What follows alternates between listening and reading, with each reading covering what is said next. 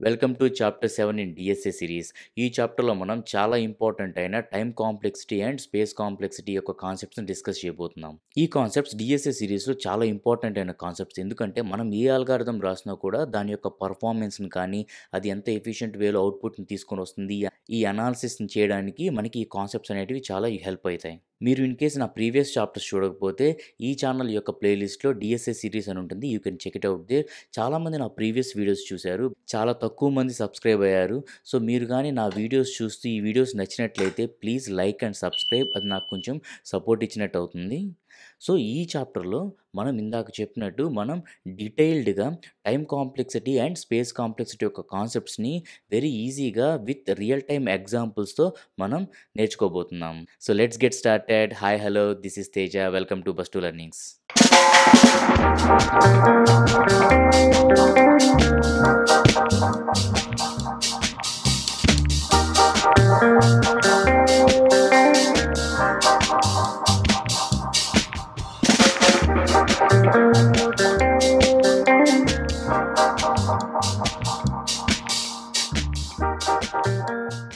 So, చాలామంది ఈ time complexity and space complexity కాన్సెప్ట్స్‌ని అవాయిడ్ చేస్తూ ఉంటారు. ఎందుకంటే అవి చాలా డిఫికల్ట్ కాన్సెప్ట్స్ అని అనుకుంటారనమాట. బట్ ఇవి నేర్చుకోవడం వల్ల మనం రాసే అల్గారిథం యొక్క పర్ఫార్మెన్స్‌ని అర్థం చేసుకుంటామనమాట. సో, మనం ఎప్పుడైనా ఒక అల్గారిథం రాస్తే దాన్ని ఏ విధంగా ఆప్టిమైజ్ చేయాలో ఈ బోత్ కాన్సెప్ట్స్ మనకి హెల్ప్ చేస్తాయి. మనం ఏ అల్గారిథం రాసినా కూడా దాన్ని మనం ఎవాల్యుయేట్ చేస్తామనమాట. హౌ ఎఫిషియంట్‌లీ దాని అల్గోరిథం రన్స్ అండ్ దాని యొక్క గ్రోత్ రేట్ గాని, అండ్ ఎంత మెమరీని అది క్రియేట్ చేస్తుంది. సో, ఈ అనాలిసిస్ అంతా మనం చేయాలి అంటే ఈ కాన్సెప్ట్స్ అనేటివి మనకి తెలిసుండాలి. సో, అందుకని మనం ఈ కాన్సెప్ట్స్‌ని చాలా సింప్లిఫై చేసి మనం ఒక రియల్ టైమ్ ఎగ్జాంపుల్స్‌ని క్రియేట్ చేసి అండ్ యానిమేటెడ్ కార్టూన్స్‌ని డిజైన్ చేసి ఒక ఈజీ వేలో అర్థమయ్యేలా ఈ చాప్టర్‌ని నేను డిజైన్ చేశాను. సో, డైరెక్ట్‌గా మనం ఒక డెఫినిషన్స్ గాని, ఒక టెక్నికల్ వేలో వెళ్ళే కంటే ముందు కూడా మనం ఇది ఒక రియల్ టైమ్ సినారియోని ఒక ఎగ్జాంపుల్‌గా తీసుకొని మనం అర్థం చేసుకున్నట్లయితే దాని యొక్క డెఫినిషన్స్ గాని, ఒక టెక్నికల్ అనాలిసిస్ గాని మనకి ఈజీగా అర్థమవుతుంది. సో, ఈ ఎగ్జాంపుల్‌లో మనకి ఇద్దరు ఫ్రెండ్స్ ఉన్నారు. సో, ఒకరొచ్చేసి నెల్లూరు సిటీలో ఉంటారు. ఒకరు గూడూరు సిటీలో ఉంటారు. సో, వీళ్ళిద్దరి మధ్య టైమ్ ట్రావెల్ డిస్టెన్స్ వచ్చేసి 45 మినిట్స్ అనుకుందాం. By bus or by bike యావరేజ్‌గా 45 మినిట్స్ అయితే పడుతుంది. సురేష్ అనే పర్సన్ తన ఫ్రెండ్‌కి కాల్ చేసి వాళ్ళు రీసెంట్‌గా వెళ్ళిన ట్రిప్ పిక్స్‌ని అడుగుతాడనమాట. సో, అప్పుడు రమేష్ వచ్చేసి ఆ టోటల్ పిక్స్ అనేది 400 ఎంబీ ఉన్నాయి. So, I can send it in 15 minutes అని చెప్పి తను ఇమ్మీడియేట్‌గా ఒక 10, 15 మినిట్స్‌లో ఫోటోస్ అయితే సెండ్ చేసేస్తాడనమాట. ఈజీగా ఆన్‌లైన్ త్రూ చేసేస్తాడు. By Google Drive or whatever it is. So, తను ఈజీగా ఆ ఫోటోస్‌ని సెండ్ చేస్తాడు. సో, సురేష్‌కి 15 మినిట్స్‌లో వచ్చేసింది. సో, అదొక సినారియో అనుకుందాం. అదే ఇన్ కేస్ ఫోటోస్ గాని ఒక 5 జీబీ, సో, ఆ మెమరీ స్పేస్ గాని 5 జీబీ ఉండి, టోటల్ డేటా అనేది 5 జీబీ ఉండి, అది ఆన్‌లైన్ త్రూ పంపించాల్సుంటే 5 అవర్స్ అనేది ఎస్టిమేషన్ చూపిస్తుందని రమేష్ అన్నాడనమాట. సో, 5 అవర్స్ చూపిస్తుంది అని చెప్పినప్పుడు, సో, ఈ పర్సన్ సురేష్ డైరెక్ట్‌గా వెళ్లి తీసుకుంటా అని చెప్పేసి, సో, తను ఇమ్మీడియేట్‌గా స్టార్ట్ అయ్యి, తను రమేష్ దగ్గర డైరెక్ట్‌గా ఫోటోస్ అయితే తీసుకుంటాడనమాట. సో, ఇక్కడ మనకి అబ్జర్వ్ చేయాల్సిందేంది 2 సినారియోస్ ఉన్నాయి. So, scenario 1 and scenario 2. So, ఈ ఫస్ట్ సినారియోలో డేటా అనేది 400 ఎంబీ ఉంది. సెకండ్ సినారియోలో 5 జీబీ ఉంది. అదే ఫస్ట్ సినారియోలో 400 ఎంబీ డేటాకి మనకి ఒక 10-15 మినిట్స్ అయితే యావరేజ్‌గా పట్టింది. అది కూడా ఆన్‌లైన్ త్రూ ఈజీగా సెండ్ చేసాడనమాట. అదే సినారియో 2లో 5 జీబీ ఉన్నందువల్ల ఆ ఆన్‌లైన్ త్రూ పంపించాల్సుంటే ఎస్టిమేషన్ అనేది 5 అవర్స్ చూపిస్తుంది.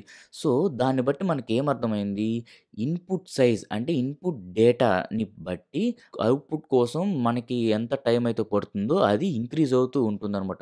మనకి ఏదైనా ఒక ప్రాబ్లమ్ ఉన్నప్పుడు దాంట్లో different way of problem solving methods అనేటివి ఉంటాయన్నమాట. మనకి సేమ్ అవుట్‌పుట్టే వస్తాయి. అన్ని ప్రాబ్లమ్ సాల్వింగ్ మెథడ్స్ యూజ్ చేసినా మనకి సేమ్ అవుట్‌పుట్టే వస్తుంది ఆ పర్టిక్యులర్ ప్రాబ్లమ్‌కి.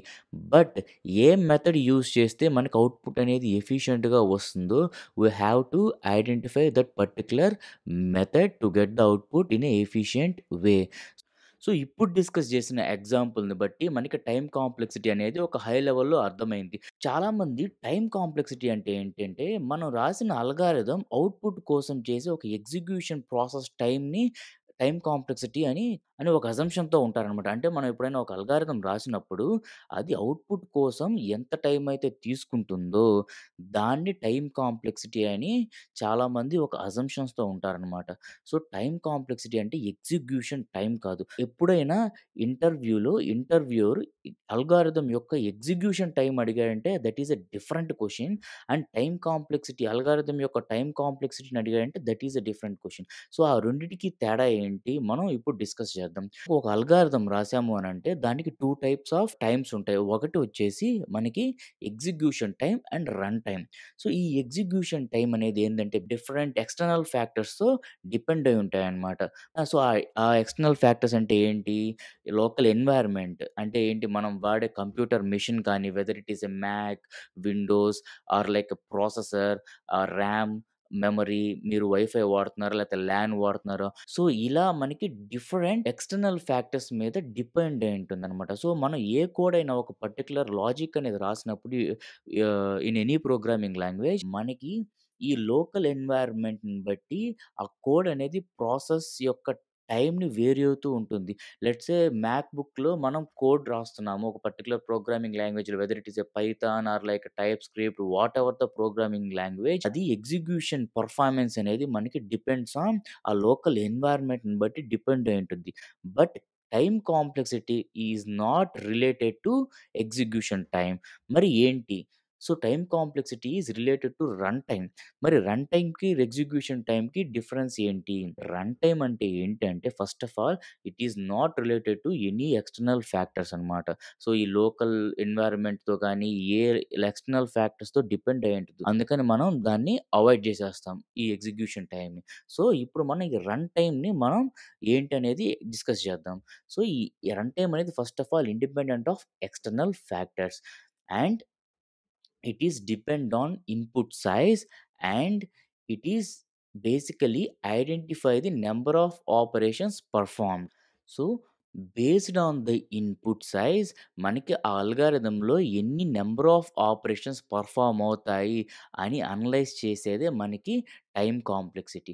సో ఇక్కడ మనం టైమ్ కాంప్లెక్సిటీ యొక్క డెఫినిషన్ చూసినట్లయితే it measures the run time of an algorithm by counting number of operations performed irrespective of external factors, and it helps us understand how efficient an algorithm scales as the input size increases. So మన ఇచ్చే input సైజ్ని బట్టి మనం ఆ algorithm యొక్క run టైమ్ని analyse చేయాలి. ఎలా analyse చేస్తాం? By counting number of operations performed irrespective of external factors. So external ఫ్యాక్టర్స్తో మనకి ఏది డిపెండెంట్ లేదు. అండ్ దట్ టు మనం రాసిన అల్గారిథంలో ఎన్ని నంబర్ ఆఫ్ ఆపరేషన్స్ పర్ఫార్మ్ అవుతున్నాయి. దాన్నే మనం రన్ టైమ్ అని అంటాము. ఈ టోటల్ అనాలిసిస్‌నే మనం టైమ్ కాంప్లెక్సిటీ అంటామనమాట. మరి ఈ టైమ్ కాంప్లెక్సిటీ రన్ టైమ్‌ని అసలు ఎలా కాలిక్యులేట్ చేస్తాం? మన నంబర్ ఆఫ్ ఆపరేషన్స్‌ని ఎలా ఎన్ని నంబర్ ఆఫ్ ఆపరేషన్స్ పర్ఫార్మ్ అయ్యాయి అని మనం ఎలా అనలైజ్ చేస్తాము అనేది మనం ఇప్పుడు నెక్స్ట్ డిస్కస్ చేసే టాపిక్. యాస్ ఆఫ్ నౌ మనం టైమ్ కాంప్లెక్సిటీ అంటే ఏంటి? రన్ టైమ్ అంటే ఏంటి? వాటి యొక్క డెఫినిషన్స్‌ని క్లియర్‌గా మనం విత్ ఎగ్జాంపుల్స్ డిస్కస్ చేసాం. రన్ టైమ్‌ని మనం ఎలా కాలిక్యులేట్ చేస్తాము అనేది మనం ఇప్పుడు డిస్కస్ చేయబోతున్నాం అనమాట. సో, ఒక అల్గారిథం యొక్క రన్ టైమ్‌ని మనం అనలైజ్ చేయాలి అనంటే మనకి అసిమ్ప్టోటిక్ నొటేషన్స్ కాన్సెప్ట్ అనేదైతే మనకి వచ్చుండాలనమాట. So, first of all asymptotic notations అంటే ఏంటి?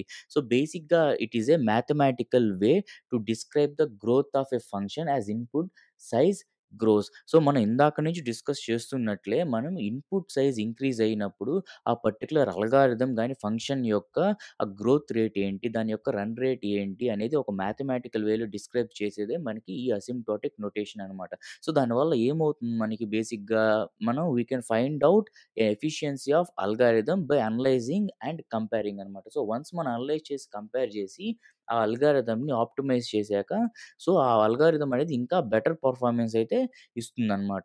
సో, ఈ అసిమ్ప్టోటిక్ నొటేషన్‌లో మనకి ఎన్ని టైప్స్ ఉన్నాయి? సో, ఈ అసిమ్ప్టోటిక్ నొటేషన్‌లో మనకి 3 టైప్స్ ఉన్నాయన్నమాట. So, upper bound, lower bound and order function. So, ఈ అప్పర్ బౌండ్ అంటే ఏంది? లోవర్ బౌండ్ అంటే ఏంది? ఆర్డర్ ఫంక్షన్ అంటే ఏంటి?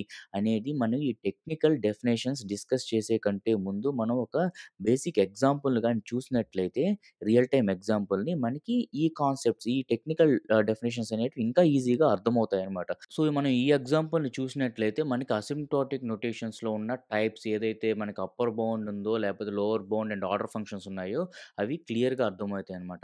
సో, ఈ ఎగ్జాంపుల్‌లో ఏంటంటే బేసిక్‌గా లెట్స్ సే ఇదొక హోటల్ అనుకుందాము. సో, ఈ హోటల్‌లో మనకి 14 రూమ్స్ అయితే ఉన్నాయన్నమాట.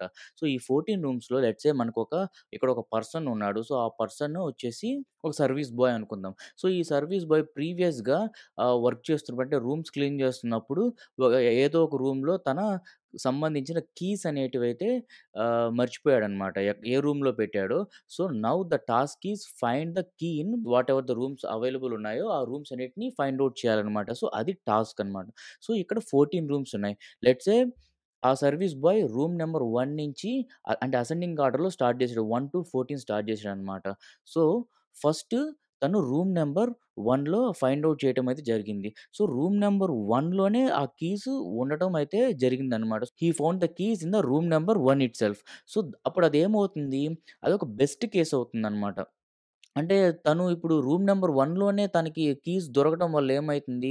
రిమైనింగ్ 13 రూమ్స్‌ని తను వెతకాల్సిన అవసరం లేకుండా పోయిందనమాట. సో, అదొక బెస్ట్ కేస్ అనమాట. అంటే ఫస్ట్‌లోనే దొరకటం.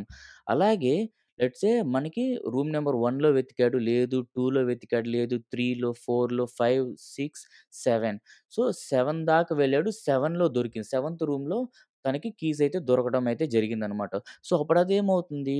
యావరేజ్ కేస్ అవుతుందన్నమాట. సో, యావరేజ్ కేస్ ఎలా అవుతుంది? అంటే అట్‌లీస్ట్ అంటే ఫస్ట్‌లోనే దొరకలేదు. బట్ అట్‌లీస్ట్ ఒక మిడిల్‌లో అయితే దొరికింది. Then he can avoid the rest of the half అన్నమాట. సో, అంతే కదా! సో, 8-14 దాకా he no need to search for the keys. ఎందుకంటే సెవెంత్ రూమ్‌లోనే తనకి కీస్ అనేటివి దొరికాయన్నమాట. సో, అదొక యావరేజ్ కేస్. అదే లెట్స్ సే అతను మళ్ళీ ఫస్ట్ నుంచి అంటే ఇది థర్డ్ సినారియోలో ఫస్ట్ నుంచి సెకండ్, థర్డ్, ఫోర్త్ అలా వెతుక్కుంటూ పోయాడు. ఎక్కడ దొరకట్లేదు. అలా he is like keep on going to find out the keys in every room అనమాట. అలా వెళ్ళాడు. సో, 14థ్ రూమ్‌లో అయితే దొరికిందనమాట. సో, 14థ్ రూమ్‌లో కీ దొరకటాన్ని ఏమంటాం మనం? వర్స్ట్ కేస్ అంటాం. ఎందుకంటే he needs to go through all the rooms. So, అప్పుడేమవుతుంది? ఆ టైమ్ కన్జంప్షన్ అనేది కూడా మనకి ఎక్కువవుతుందనమాట. సో, ఇక్కడ 3 సినారియోస్ అనమాట. ఫస్ట్ సినారియో వచ్చేసి best case. So, second scenario average and third scenario worst. So, ఇక్కడ ఈ ఫస్ట్ దాంట్లో మనకి ఇమ్మీడియేట్‌గా దొరకడాన్ని మనం బెస్ట్ కేస్ కింద మనం కన్సిడర్ చేసామనమాట. అండ్ హాఫ్ వే త్రూ వెళ్ళినప్పుడు అది ఒక యావరేజ్ కేస్ కింద మనం కన్సిడర్ చేసాం. సో, యావరేజ్ కేస్ ఏమైతుంది? అట్లు ఫుల్ అన్ని రూమ్స్ వెతకాల్సిన అవసరం రాలేదు. అట్ ద సేమ్ టైమ్ అలా అని చెప్పేసి ఇమ్మీడియేట్‌గా కీస్ అనేటివి దొరకలేదు. సో, కొంచెం ఒక టైం పట్టింది. ఒక సర్టెన్ టైమ్ అయితే పట్టింది. It's not two worst. It's not two best. So, అందుకని అదొక యావరేజ్ కేస్ అయింది. సో, థర్డ్ సినారియో ఏమైంది మనకి? వర్స్ట్ కేస్ అయిందన్నమాట. వర్స్ట్ కేస్ అంటే ఏంటంటే ప్రతి రూమ్ వెతుకుతూ ఉన్నాడు. లేదు అండ్ 14థ్ రూమ్‌లో దొరికింది. అదే 15థ్ రూమ్‌లో అలాగే 15 రూమ్స్ ఉండుంటే 15థ్ రూమ్‌లో వెతికేవాడు. అలా ఎన్ని నంబర్ ఆఫ్ రూమ్స్ ఉంటే అన్ని నంబర్ ఆఫ్ వెతికేవాడన్నమాట. ఒక లాస్ట్ రూమ్‌లో పెట్టుంటే లెట్స్ సే ఒక 20 రూమ్స్ ఉన్నాయి. అది లాస్ట్ 20థ్ రూమ్‌లో ఉంటే he needs to go through all the 20 rooms. అంతే గదా! సో, అప్పుడది వర్స్ట్ సినారియో అయితుందనమాట. సో, ఈ వర్స్ట్ సినారియో ఇక్కడ మనం అబ్జర్వ్ చేయాల్సిందేంది? ఈ వర్స్ట్ సినారియో అనేది ఎప్పుడు ఎన్ మీద డిపెండ్ అయి ఉంటుంది. ఎన్ అనేది బేసిక్‌గా ఒక ఇన్‌పుట్ సైజ్ అనమాట. సో, ఇన్‌పుట్ సైజ్ అనేది ఎన్ని ఉంటే వర్స్ట్ కేస్‌లో మనం ఆహ్, ఎన్ నంబర్ ఆఫ్ ఫైండింగ్స్ అయితే మనం చేయాల్సి ఉంటుందనమాట. సో, ఇప్పుడు మనం డిస్కస్ చేసిన ఎగ్జాంపుల్‌ని గాని మనం చూసినట్లయితే ఈ కాన్సెప్ట్స్ అనేటివి మనకి ఈజీగా అర్థమవుతాయన్నమాట. సో, ఆ ఎగ్జాంపుల్ ప్రకారంగా మనకి ఇక్కడ అప్పర్ బౌండ్ అంటే ఏంటి? లోవర్ బౌండ్ అంటే ఏంటి? Order functions. సో, వీటి యొక్క డెఫినిషన్స్ మనకి ఇంకా ఈజీగా అర్థమవుతాయి. మనం ఇందాక 3 సినారియోస్ చూసామన్నమాట. ఒకటొచ్చేసి వర్స్ట్ కేస్, తర్వాత best case and average case. So, మనకి ఈ అసిమ్ప్టోటిక్ నొటేషన్స్‌లో ఉండే ఈ అప్పర్ బౌండ్ దాన్ని మనం బిగ్ ఓ నొటేషన్ అని అంటాం. సో, ఈ బిగ్ ఓ నొటేషన్ ఏం చేస్తుంది అనంటే, మనకి ఈ వర్స్ట్ కేస్‌ని డిఫైన్ చేస్తుంది. సో, ఈ వర్స్ట్ కేస్‌లో మనకి ఏమొస్తుంది? మనం ఏదైనా అల్గారిథం రాసినప్పుడు దాని యొక్క అట్‌మోస్ట్ గ్రోత్ రేట్‌ని మనం ఐడెంటిఫై చేయగలుగుతామనమాట. సో, అట్‌మోస్ట్ గ్రోత్ రేట్ ఏంటంటే, దాని యొక్క మాక్సిమం రన్ టైమ్ అనేది మనం ఐడెంటిఫై చేయగలుగుతామనమాట. సో, ఆ అల్గారిథం అనేది ఆ మాక్సిమం కంటే బియాండ్ అనేది వెళ్ళదు. సో, ఆ పర్టిక్యులర్ వాల్యూని మనం డిరైవ్ చేయగలుగుతాం by using the big O notation. Lower bound అంటే ఏంటి అనంటే దీన్ని మనం ఒమేగా నొటేషన్ అని అంటాం. సో, ఇది బెస్ట్ కేస్ సినారియోని మనకి డిఫైన్ చేస్తుంది. సో, బెస్ట్ కేస్ ఏంటి అనంటే అంటే మనకి ఎంత ఇన్‌పుట్ సైజ్ ఉన్నా కూడా మినిమమ్ రన్ టైమ్ అనేది మనం డిఫైన్ చేయగలుగుతామనమాట. అంటే మినిమమ్ గ్రోత్ రేట్ దానికన్నా తక్కువ రన్ టైమ్ అయితే ఉండదనమాట. సో, ఆ పర్టిక్యులర్ మినిమమ్ వాల్యూని మనకి డిఫైన్ చేసేదే ఈ lower bound or omega notation అని అంటాం. సో, ఇంక థర్డ్ వచ్చేసి ఆర్డర్ ఫంక్షన్స్. దాన్ని మనం తీటా నొటేషన్ అని అంటాము. ఇది బేసిక్‌గా ఇందాక చూసినట్లు ఒక యావరేజ్ కేస్‌ని మనకి డిఫైన్ చేస్తుంది. So, here we can call it as average case or tight bound. So, ఈ టైట్ బౌండ్ అన్నా లేకపోతే యావరేజ్ కేస్ అన్నా ఏంటి అనంటే it represents both upper bound and lower bound. So, ఇందాక గూడా మనకి అది టూ బెస్ట్ కాదు, టూ వరస్ట్ కాదు. సో, ఎప్పుడైతే మనకి ఆ సర్వీస్ బాయ్ మిడిల్‌లో ఒక సెవెంత్ రూమ్‌లో తనకి కీస్ వచ్చాయో, సో, దాన్ని మనం యావరేజ్ కేస్ కింద మనం కన్సిడర్ చేసాం. So, it represents the both worst case and best case. So, అలాగే ఇక్కడ మనకి డెఫినిషన్ ప్రకారం చూస్తున్నట్లయితే it represents both the upper bound and lower bound. So, మనకి బేసిక్‌గా ఏదైనా అల్గారిథం రాసినప్పుడు మనం ఎక్కువగా ఈ టైమ్ కాంప్లెక్సిటీని ఆలోచించాల్సింది వర్స్ట్ కేస్ సినారియోలో అనమాట. సో, మనకి లోవర్ బౌండ్ గాని, ఆర్డర్ ఫంక్షన్స్ త్రూ గాని ఏ ప్రాబ్లమ్స్ అంతగా మనకి క్రియేట్ అవ్వవు. సో, మనకి మెయిన్‌గా థింక్ చేయాల్సి, అనలైజ్ చేయాల్సింది వర్స్ట్ కేస్ సినారియోస్. అందుకని ఈ టైమ్ కాంప్లెక్సిటీ కాన్సెప్ట్స్‌లో మనం ఈ లోవర్ బౌండ్ అండ్ ఆర్డర్ ఫంక్షన్స్‌ని మనం అవాయిడ్ చేస్తున్నాం. So, we need to take care of worst case scenarios. So, అందుకని మనం ఈ అప్పర్ బౌండ్ కాన్సెప్ట్స్ అంటే బిగ్ ఓ నొటేషన్ కాన్సెప్ట్స్‌ని ఈ టైమ్ కాంప్లెక్సిటీలో మనం డిస్కస్ చేయబోతున్నాం. సో, మనం ఒక అల్గారిథం నుండి టైమ్ కాంప్లెక్సిటీని ఎలా అనలైజ్ చేయాలో తెలియాలి అంటే, మనకి ఫస్ట్ ఆఫ్ ఆల్ ఒక ఫంక్షన్ నుండి అప్పర్ బౌండ్‌ని మనం ఎలా ఐడెంటిఫై చేయాలో తెలియాలి. సో, అందుకని మనం ఒక బేసిక్ మ్యాథమెటికల్ ఎక్స్‌ప్రెషన్ నుండి ఎగ్జాంపుల్ తీసుకొని, ఒక ఎక్స్‌ప్రెషన్ నుండి, ఒక ఫంక్షన్ నుండి మనం దాని యొక్క అప్పర్ బౌండ్ వాల్యూని మనం ఐడెంటిఫై చేద్దాం. సో, ఇక్కడ మనకి ఒక బేసిక్ మ్యాథమెటికల్ ఎక్స్‌ప్రెషన్ అయితే ఉంది. దాన్నే మనం F of N equal to O of G of n అంటామనమాట. సో, ఇక్కడ ఎఫ్ ఆఫ్ ఎన్ అంటే ఏంటి అనంటే, it represents the number of operations for an algorithm. అదొక యాక్చువల్ గ్రోత్ ఫంక్షన్ ఆఫ్ అల్గారిథమ్‌ని రిప్రజెంట్ చేస్తుందనమాట.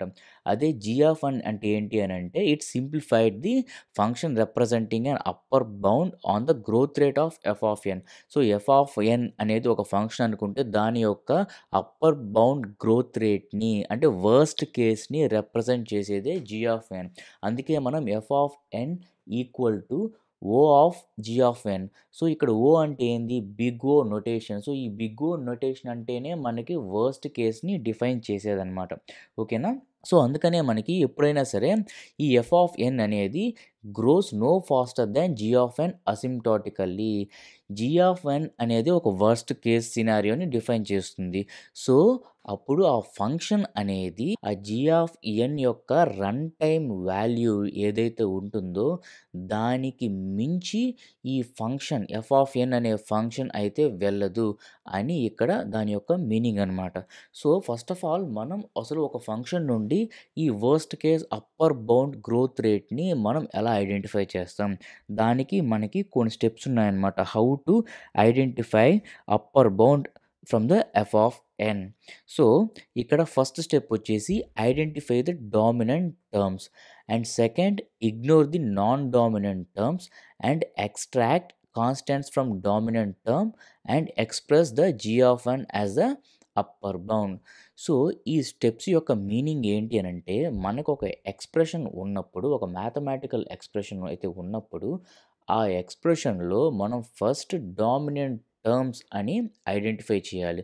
డామినెంట్ టర్మ్స్ అంటే ఏంటి అనంటే, బేసిక్‌గా ఎన్ ఎప్పుడు లార్జ్ అవుతుందో, ఎన్ అనే వాల్యూ లార్జ్ అయ్యే కొద్దీ, ఆ ఎక్స్‌ప్రెషన్‌లో ఏదైతే గ్రో అవుతూ వెళ్తుందో దాన్ని మనం డామినెంట్ టర్మ్స్ అంటాం. సెకండ్ స్టెప్ వచ్చేసి ignore the non dominant terms. అంటే ఎన్ వాల్యూ ఇంక్రీజ్ అయ్యే కొద్దీ మనకి ఎక్స్‌ప్రెషన్‌లో ఏదైతే కాన్స్టాంట్‌గా ఉంటుందో ఆ పర్టిక్యులర్ టర్మ్స్‌ని మనం నాన్ డామినెంట్ టర్మ్స్ అంటాం అనమాట. Then third step extract constants from dominant term. So, in case మనకి మనం ఏదైతే డామినెంట్ టర్మ్‌ని ఫైండ్ ఔట్ చేసి పెడతామో, ఆ డామినెంట్ టర్మ్స్‌కి ఏదైనా కాన్స్టాంట్స్ గాని ఇంక్లూడ్ అయ్యుంటే, we need to extract that constants and ignore that constants as well. And ఫైనల్‌గా మనకొచ్చిన అప్పర్ బౌండ్ వాల్యూని మనం ఈ జీ ఆఫ్ ఎన్‌కి అసైన్ చేస్తామనమాట. ఓకేనా? సో, ఇక్కడ మనం ఒక ఎగ్జాంపుల్ తీసుకుందాం. ఆ ఎగ్జాంపుల్ నుండి ఈ స్టెప్స్ యూజ్ చేసి మనం ఒక అప్పర్ బౌండ్‌ని మనం ఐడెంటిఫై చేద్దాం. సో, లెట్స్ సే మనం F of N equal to 3n plus 8. So, ఇది మన ఎక్స్‌ప్రెషన్ అనమాట. ఇక్కడ మనం ఫస్ట్ స్టెప్ ఏం కనుక్కోవాలి? Identify the dominant terms. So, ఇక్కడ డామినెంట్ టర్మ్స్ ఏమైతుంది? ఇక్కడ 3n ప్లస్ 8 అని ఉంది.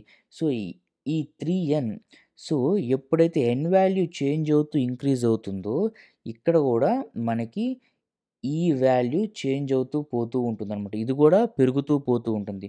సో, n ఇంక్రీజెస్ ఈ ఫంక్షన్‌లో n ఇంక్రీజ్ అయితే ఇక్కడ గూడా ఈ n అనేది ఇంక్రీజ్ అవుతూ ఉంటుందనమాట. అంటే let's say n equal to 6 అయినప్పుడు ఏమైతుంది? F of 6 equal to 3 of 6 plus 8 అవుతుంది. అంతే గదా! సో, ఇది వేరీ అయితుందనమాట. సో, ఈ ఫంక్షన్ n పెరిగే కొద్దీ మనకి ఈ డామినెంట్ టర్మ్ అనేది గ్రో అవుతూ పోతుంది. అదే n ఈక్వల్ టు 10 అయితే ఏమైతుంది? F of 10 equal to 3 of 10 plus 8. So, మళ్ళీ అది ఇంక్రీజ్ అయితుందనమాట. అందుకని మనం దీన్ని considering as a dominant term అంటాం. అండ్ ఇక్కడ ఈ సినారియోస్‌లో 8 అనేది మనకి నాన్ డామినెంట్ టర్మ్‌గా చెప్పుకోవచ్చు. ఎందుకనంటే ఈ 3 సినారియోస్‌లో గూడా మనకి 8 అనేది ఏం ఇంపాక్ట్ అవ్వలేదు. It's always like 8. అది పెరగలేదు, తగ్గలేదు. సో, దానివల్ల మనకి నో ఇంపాక్ట్. అందుకని మనం ఈ నాన్ డామినెంట్ టర్మ్స్‌ని ఇగ్నోర్ చేస్తామనమాట. సో, అప్పుడు లాస్ట్‌కి ఏమైంది? 3n అయిందనమాట. F of n equal to 3n అయింది. సో, ఈ థర్డ్ స్టెప్ వచ్చేసరికి ఏమైతుంది? Extract constants from dominant term.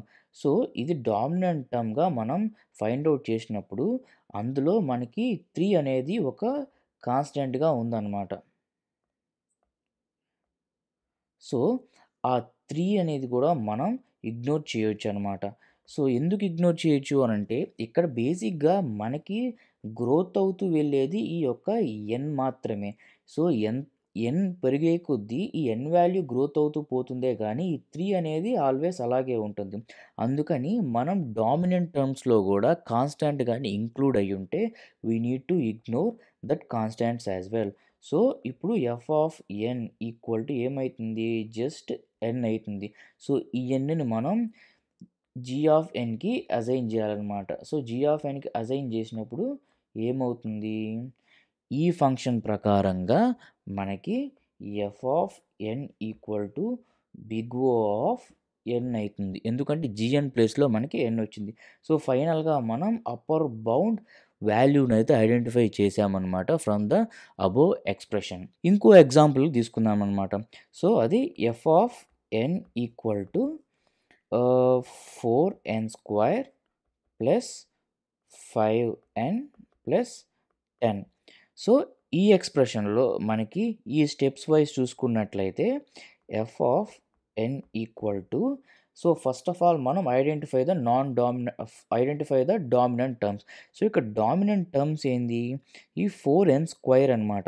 ఏంది ఇక్కడ కూడా n ఉంది కదా! సో, ఇది కూడా డామినెంట్ టర్మ్ అవుద్ది కదా! అంటే అవ్వదు. ఎందుకు అనంటే ఎప్పుడైనా సరే n square is greater than n అనమాట. అంతే కదా! సో, n ఈక్వల్ టు 2 అయిందనుకోండి. సో, ఇక్కడ n స్క్వేర్ ఏమైతుంది? 2 స్క్వేర్ అవుతుంది. సో, అప్పుడేమైతుంది? 2 స్క్వేర్ ఈజ్ గ్రేటర్ థాన్ 2 అంతే గదా! So, 4 greater than 2. సో, అందుకని మనకి ఈ n స్క్వేర్ అనేదే మనకి డామినెంట్ టర్మ్‌గా మనం కన్సిడర్ చేయాలి. ఈవెన్ దో ఇక్కడ n ఉన్నప్పటికీ ఈ n ఈ n స్క్వేర్‌తో కంపేర్ చేస్తే పెద్దగా గ్రో అనేది ఉండదనమాట. సో, మనం కన్సిడర్ చేయాల్సిన అవసరం లేదు. సో, అందుకని మనకి n square is greater than n కాబట్టి మనం 4n స్క్వేర్‌ని మనం డామినెంట్ టర్మ్‌గా ఇక్కడ కన్సిడర్ చేస్తున్నాం. సో, ఈ 2 స్టెప్స్ అయిపోయినాయనమాట. So, identify dominant terms and ignore the non dominant terms. So, 5n plus 10 అనేది నాన్ డామినెంట్ టర్మ్స్ కాబట్టి మనం ఇగ్నోర్ చేసామనమాట. సో, ఈ 4n స్క్వేర్‌లో మనకేమైతుంది? Extract the constants from dominant term. అంటే F of n equal to ఈ 4 అనేది కాన్స్టాంట్ కాబట్టి మనకి అది కూడా మనం ఇగ్నోర్ చేస్తే మనకి మిగిలేది n square is a dominant term.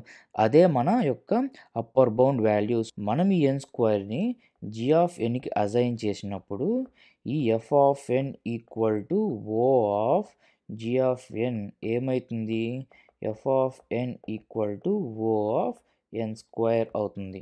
So అలాగా మనం ఒక ఎక్స్ప్రెషన్ నుండి అప్పర్ బౌండ్ వాల్యూని ఐడెంటిఫై చేస్తాం. మనం ఒక ఎక్స్ప్రెషన్ నుండి మనం అప్పర్ బౌండ్ వాల్యూని ఎలా ఐడెంటిఫై చేయాలో ఇప్పుడు దాకా డిస్కస్ చేసాం. సో ఇప్పుడు మనం ఈ టైమ్ కాంప్లెక్సిటీస్ అనేటివి ఇంకా క్లియర్గా మనం ఇన్ డెప్త్ డిస్కస్ చేద్దాం. ఈ టైమ్ కాంప్లెక్సిటీస్లో మనకి చాలా టైప్స్ ఉంటాయన్నమాట. సో అందులో ఒక్కొక్క టైపు ఇన్పుట్ సైజ్ని బట్టి ఎలా వేరీ అవుతుందో ఇప్పుడు చూద్దాం. సో మనకి టైమ్ కాంప్లెక్సిటీస్ వచ్చేసరికి చాలా టైమ్ కాంప్లెక్సిటీస్ ఉంటాయన్నమాట. బట్ మనం రెగ్యులర్గా చూసేది మనం ఈ 7 టైమ్ కాంప్లెక్సిటీస్. అదేంటంటే constant time, logarithmic time, linear time, linear arithmetic time, quadratic time, exponential time and factorial time. మనకి ఇంకా చాలానే ఉన్నాయి. బట్ రెగ్యులర్గా మనం డిస్కస్ చేసేది వీటి గురించే. ఇందులో మనకి ఒక్కొక్క టైం కాంప్లెక్సిటీస్ మనం చూసినట్లయితే ఈ గ్రాఫికల్ రిప్రజెంటేషన్లో ఫస్ట్ మనం ఈ కాన్స్టెంట్ టైం చూసినట్లయితే ఇన్పుట్ సైజ్ ఎంత ఉన్నా కూడా మనకి ఇర్రెస్పెక్టివ్ ఆఫ్ ఇన్పుట్ సైజ్ అనేది నెంబర్ ఆఫ్ ఆపరేషన్స్ మాత్రం సేమ్గానే ఉంటుందన్నమాట.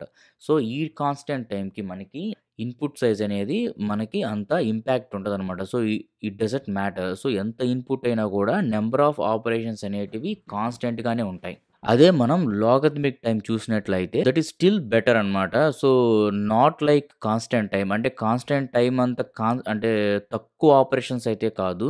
బట్ అట్‌లీస్ట్ ఇన్పుట్ సైజ్ వెళ్ళే కొద్దీ అది స్లైట్ పారాబోలిక్ షేప్‌లో వస్తుంది. But at some point it's going as a constant line అనమాట. అంటే ఇన్పుట్ సైజ్ పెరిగే కొద్దీ మనకి ఇంకా అంతగా గ్రోత్ అయితే ఉండదనమాట. నెంబర్ ఆఫ్ ఆపరేషన్స్ అనేటివి అంత మాక్సిమం పెరగవనమాట. సో ఒకానొక టైంలో అది కాన్స్టెంట్ అయిపోతుంది. So which is very good అనమాట.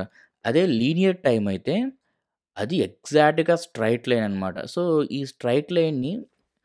స్ట్రెయిట్ లైన్ దేన్ని డిఫైన్ చేస్తుంది అనంటే నెంబర్ ఆఫ్ ఆపరేషన్స్ అనేటివి ఇన్పుట్ సైజ్‌కి ప్రపోర్షనల్‌గా ఉంటుందన్నమాట. సో ఇన్పుట్ సైజ్ పెరిగే కొద్దీ అది నెంబర్ ఆఫ్ ఆపరేషన్స్ అనేటివి పెరుగుతూ ఉంటాయి. ఒకవేళ ఇన్పుట్ సైజ్ తక్కువ ఉంటే నెంబర్ ఆఫ్ ఆపరేషన్స్ కూడా తక్కువ ఉంటుందన్నమాట.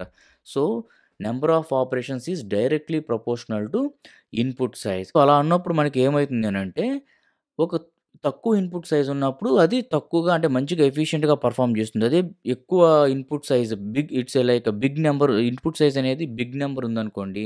ఆ టైంలో అది మనకి ఎక్కువ నంబర్ ఆఫ్ ఆపరేషన్స్ అనేటివి పెర్ఫార్మ్ చేస్తుందనమాట. Linear arithmetic time. సో ఇక్కడ చూసినట్లయితే మనకు వెంటనే name wise linear arithmetic time అది it's a combination of linear time and logarithmic time. So ఇక్కడ లాగరిథమిక్ టైంలో కూడా మనకి లాగ్ ఎన్ ఉంది అండ్ బిగ్ నొటేషన్ వచ్చేసి లాగ్ ఎన్, లీనియర్ టైం వచ్చేసి big notation big of N. So ఈ రెండిటి యొక్క కాంబినేషనే సింపుల్గా మనం ఈ లీనియర్ అర్థమెటిక్ టైం అని అనుకోవచ్చు. అంటే ఏంటి అనంటే బేసిక్గా ఈ లాగరిథమిక్ టైంకి దీనికి డిఫరెన్స్ ఏంటి అనంటే ఈ లాగరిథమిక్ టైం అంటే లాగ్ ఎన్ అనేది మనకి ఇప్పుడైతే ఒక అరే ఆల్రెడీ సార్టెడ్ అయ్యి అందులో మనకి పర్టిక్యులర్ ఒక బైనరీ సెర్చ్ అనుకుందాం ఫర్ ఎగ్జాంపుల్. అందులో మనకి ఒక పర్టిక్యులర్ ఎలిమెంట్ ఫైండ్ ఔట్ చేయాలి. బట్ ద అరే ఈజ్ ఆల్రెడీ సార్టెడ్. ఆ టైంలో మనం ఈ బిగ్ ఆఫ్ లాగిన్‌ని మనం పెర్ఫార్మ్ చేయొచ్చనమాట. ఆ టైంలో ఇది మనకి హెల్ప్ అయితుంది. To get a output in efficient way. So algorithm యొక్క పెర్ఫార్మెన్స్ కూడా ఆ టైంలో మనం ఆప్టిమైజ్ చేయొచ్చు. అదే ఈ బిగ్ O ఆఫ్ ఎన్ ఈ లీనియర్ అర్థమెటిక్ టైంకి వచ్చేసరికి ఏమైతుందనంటే ఎప్పుడైతే అరే అనేది అన్సార్టెడ్ ఉంటుందో అప్పుడు మనం ఈ లాగరిథమిక్ టైం వాడలేమనమాట. సో ఈ బిగ్ O ఆఫ్ లాగిన్‌ని యూజ్ చేయలేము. సో ఆ టైంలో మనం ఈ ఎన్‌లాగిన్‌ని యూజ్ చేయాలి. Which is combination of linear time and logarithmic time అనమాట. అందుకే దాన్ని మనం బిగ్ O ఆఫ్ ఎన్ అని అంటాం. So we will perform linear time N at the same time we will perform logarithmic time which is big O of log n. But still అది input size పెరిగే కొద్దీ దాని యొక్క నంబర్ ఆఫ్ ఆపరేషన్స్ అనేటివి కూడా పెరుగుతూనే పోతుంటది. బట్ నాట్ టూ వర్స్ట్ అనమాట. So మనకి ఒక మెర్జ్ సార్ట్‌లో గాని, క్విక్ సార్ట్‌లో గాని ఈ పర్టిక్యులర్ టైమ్ కాంప్లెక్సిటీని మనం యూజ్ చేయొచ్చు. But still it's not too good at the same time not very bad. So not worst. So, number of operations అంటే గ్రోత్ రేట్ అనేది ఇన్‌పుట్ సైజ్‌ని బట్టి పెరిగినప్పటికీ which is very good time complexity అని చెప్పుకోవచ్చు. But after that linear arithmetic time, quadratic time and exponential time and factorial time. ఇక్కడి నుండి మనకు ఆ క్వాడ్రాటిక్ టైమ్ నుండి నంబర్ ఆఫ్ ఆపరేషన్స్ అనేటివి అంటే ఫంక్షన్ యొక్క గ్రోత్ రేట్ అనేది మనం రాసిన అల్గారిథం యొక్క గ్రోత్ రేట్ దాని యొక్క ఎగ్జిక్యూషన్ నంబర్ ఆఫ్ ఆపరేషన్స్ అనేవి డ్రాస్టిక్‌గా చేంజ్ అవుతూ పోతూ ఉంటాయన్నమాట. చేంజ్ అంటే టూ వర్స్ట్‌గా మనకి అవి గ్రోత్ రేట్ అనేది ఎక్కువ అవుతూ ఉంటుందన్నమాట. అంటే తక్కువ ఇన్‌పుట్ సైజ్‌కి గూడా వాటి యొక్క గ్రోత్ రేట్ అనేటి హ్యూజ్ డిఫరెన్స్‌లో ఉంటుందన్నమాట. సో, ఆ టైమ్ కాంప్లెక్సిటీస్ యూజ్ జేసి మనం అల్గారిథమ్స్ చేసినట్లయితే, ఆ అల్గారిథం యొక్క ఎగ్జిక్యూషన్ పెర్ఫార్మన్స్ అనేటివి మనకి చాలా స్లో ఉంటుందన్నమాట. ఎందుకు అంటే it takes lot of time to execute the output even though if it is a small input size. ఆ క్వాడ్రాటిక్ టైమ్ వరకైతే ఓకే. అట్‌లీస్ట్ కొన్నిసార్లు మనం బబుల్ సార్టింగ్ అట్లాంటివి వాడుతుంటాం. ఆ క్వాడ్రాటిక్ టైమ్ వరకైతే ఓకే. ఓకే. బట్ ఈ exponential time and factorial time మాత్రం అసలు మాక్సిమం మనం అవాయిడ్ చేస్తుంటాం. ఈ రిమైనింగ్ టైమ్ కాంప్లెక్సిటీస్ అన్నా మోస్ట్‌లీ ఈ రేంజ్‌కొచ్చేసరికి మనకి గ్రోత్ రేట్ అనేది ఎక్కువవుతూ ఉందనమాట. బట్ ఈ ఎక్స్‌పోనెన్షియల్ టైమ్ అండ్ ఫ్యాక్టోరియల్ టైమ్‌కొచ్చేసరికి ఈ షార్ట్ టైమ్‌లోనే అంటే ఇది బేసికల్లీ ఇక్కడ ఇన్‌పుట్ సైజ్ కదా! ఈ హారిజాంటల్ లైన్ అనేది ఇన్‌పుట్ సైజ్. సో, ఈ తక్కువ ఇన్‌పుట్ ఉన్నప్పుడే అవి నంబర్ ఆఫ్ ఆపరేషన్స్ అనేవి డ్రాస్టిక్‌గా గ్రో అవుతూ ఎళ్తున్నాయన్నమాట. సో, దట్ మీన్స్ ఫంక్షన్ యొక్క గ్రోత్ రేట్ అనేది డ్రాస్టిక్‌గా ఇంక్రీజ్ అయితూ పోతూ ఉందన్నమాట. సో, అందుకని మనకి ఈ exponential time complexity and factorial time కాంప్లెక్సిటీని మనం మోస్ట్‌లీ అవాయిడ్ చేస్తుంటాం. రెగ్యులర్‌గా మనం ఈ ఫస్ట్ 4ని ఎక్కువ యూజ్ చేస్తూ ఉంటాం టు ఆప్టిమైజ్ ద అల్గారిథమ్. ఓకేనా? సో, ఇప్పుడు మనం దీన్ని వన్ బై వన్ మనం డిస్కస్ చేద్దాం. ప్రాక్టికల్ వేలో మనం డిస్కస్ చేసినట్టయితే మనకి ఇంకా బాగా అర్థమైద్దనమాట. సో, ప్రాక్టికల్ వే అంటే బేసిక్‌గా అసలు ఈ గ్రాఫ్స్ అనేటివి ఎలా ఫార్మ్ అవుతాయి? మనం ఒక అల్గారిథమ్ రాసినప్పుడు మనం ఎలా దాని యొక్క నంబర్ ఆఫ్ ఆపరేషన్స్‌ని కాలిక్యులేట్ చేస్తాము? అండ్ ఈ ఒక్కొక్క టైమ్ కాంప్లెక్సిటీకి ఈ పర్టిక్యులర్ ఈ గ్రాఫ్స్ అనేటివి ఎలా ఫార్మ్ అయ్యాయనేది మనం చూద్దాం. సో, ఫస్ట్ మనం కాన్స్టాంట్ టైమ్‌ని మనం డిస్కస్ చేద్దాం. సో, కాన్స్టాంట్ టైమ్‌లో ఇన్‌పుట్ సైజ్‌ని బట్టి మనకి ఎన్ని నంబర్ ఆఫ్ ఆపరేషన్స్ అనేటివి ఉంటాయో చూద్దాం అనమాట. సో, ఇక్కడ ఈ హారిజాంటల్ లైన్ మనం ఇందాక డిస్కస్ చేసినట్లు ఇది ఇన్‌పుట్. అండ్ ఇక్కడొచ్చేసి ఈ వెర్టికల్ లైన్ వచ్చేసి మనకి నంబర్ ఆఫ్ ఆపరేషన్స్. ఓకేనా? సో, ఈ కాన్స్టాంట్ టైమ్‌లో మనం ఒక అరేని తీసుకుందాం. సో, అరే తీసుకొని లెట్స్ సే ఒక 5 ఇన్‌పుట్ సైజ్ ఇద్దాము. సో, 1, 4, 7, 10, 11. సో, ఈ అరేలో మనకి లాస్ట్ ఎలిమెంట్ అనేది ఫైండ్ ఔట్ చేయాలన్నమాట. So, last element find out చేయాలంటే మన దానికి ఒక ఫార్ములా ఏముంది? అరే ఆఫ్ అరే డాట్ లెంగ్త్ -1. సో, దీన్ని మనం యూజ్ చేసినట్లు అయితే మనకి అరేలో ఉండే లాస్ట్ ఎలిమెంట్ అనేది మనకి ఫైండ్ ఔట్ అవుతుందనమాట. సో, దాన్ని బట్టి మనం ఇక్కడ ఆపరేషన్స్ అయితున్నాయి. సో, ఇక్కడ మనం ఓన్లీ ఈ పర్టిక్యులర్ అరే లెంగ్త్ డాట్ -1 అనే ఆపరేషన్ మాత్రమే చేస్తున్నాం to find out last element in the particular అరే. సో, దానికి ఒకటే ఆపరేషన్ అయిందనమాట. బట్ ఇక్కడ ఇన్‌పుట్ సైజ్ ఎంతుంది? 1, 2, 3, 4, 5. 5 ఎలిమెంట్స్ అయితే ఉన్నాయి. సో, 5 ఎలిమెంట్స్‌కి మనకి లాస్ట్ ఎలిమెంట్‌ని ఫైండ్ ఔట్ చేయడానికి 1 ఆపరేషన్ మాత్రమే అయింది. సో, లెట్స్ సే అరే ఈక్వల్ టు 10. 1, 2, 3, 5, 10, 11, 14, 17, 20. 1, 2, 3, 4, 5, 6, 7, 8, 9 ఇంకొకటిద్దాం. సో, ఇక్కడ మనకి 10 ఇన్‌పుట్ సైజ్ ఉన్నాయన్నమాట. సో, ఈ 10 ఇన్‌పుట్ సైజ్‌లో గూడా మనకి particular element based on index వాల్యూని ఫైండ్ ఔట్ చేయాలంటే ఎన్ని ఆపరేషన్స్ అయితాయి? స్టిల్ దీంట్లో గూడా మనకి లాస్ట్ ఎలిమెంట్‌ని ఫైండ్ ఔట్ చేద్దాం. ఓకేనా? సో, లాస్ట్ ఎలిమెంట్‌ని ఫైండ్ ఔట్ చేయాలంటే ఇక్కడ కూడా మనకి ఏం ఫార్ములా?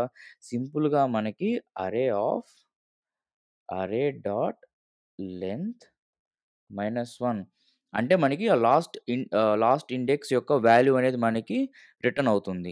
సో, 10 ఇన్‌పుట్ సైజ్ ఉండేవి కూడా మనకి 1 ఆపరేషన్ మాత్రమే అయింది. అలాగే మనకి ఏ ఎలిమెంట్ అయినా కూడా ఇండెక్స్ బేస్డ్ ఏ ఎలిమెంట్ అయినా కూడా లెట్స్ సే మనం ఒక ఫిఫ్త్ ఇండెక్స్‌లో ఏ ఎలిమెంట్ ఉంది అంటే మనం ఏం కనుక్కుంటాం? అరే ఆఫ్ 5 అని ఇలా పెట్టేస్తే మనకి అరే యొక్క ఫిఫ్త్ ఇండెక్స్ వాల్యూ అనేదైతే మనకు ఫైండ్ ఔట్ అవుతుంది. సో, ఇక్కడ కూడా మనకి ఎన్ని ఆపరేషన్స్ అయినాయి? 1 ఆపరేషన్ మాత్రమే అయింది. సో, ఈ కాన్స్టాంట్ టైమ్ అనేది ఏంటి అనంటే ఇర్రెస్పెక్టివ్ ఆఫ్ ఇన్‌పుట్ సైజ్ మనకి ఎప్పుడు ఒకే కాన్స్టాంట్ ఆపరేషన్స్ పెర్ఫార్మ్ చేసేది మనకి కాన్స్టాంట్ టైమ్ అనమాట. సో, దీనికసలు జస్ట్ ఒక ఆపరేషన్ మాత్రమే అయితుంది. అండ్ ఎంత ఇన్‌పుట్ సైజ్ అయినా గూడా.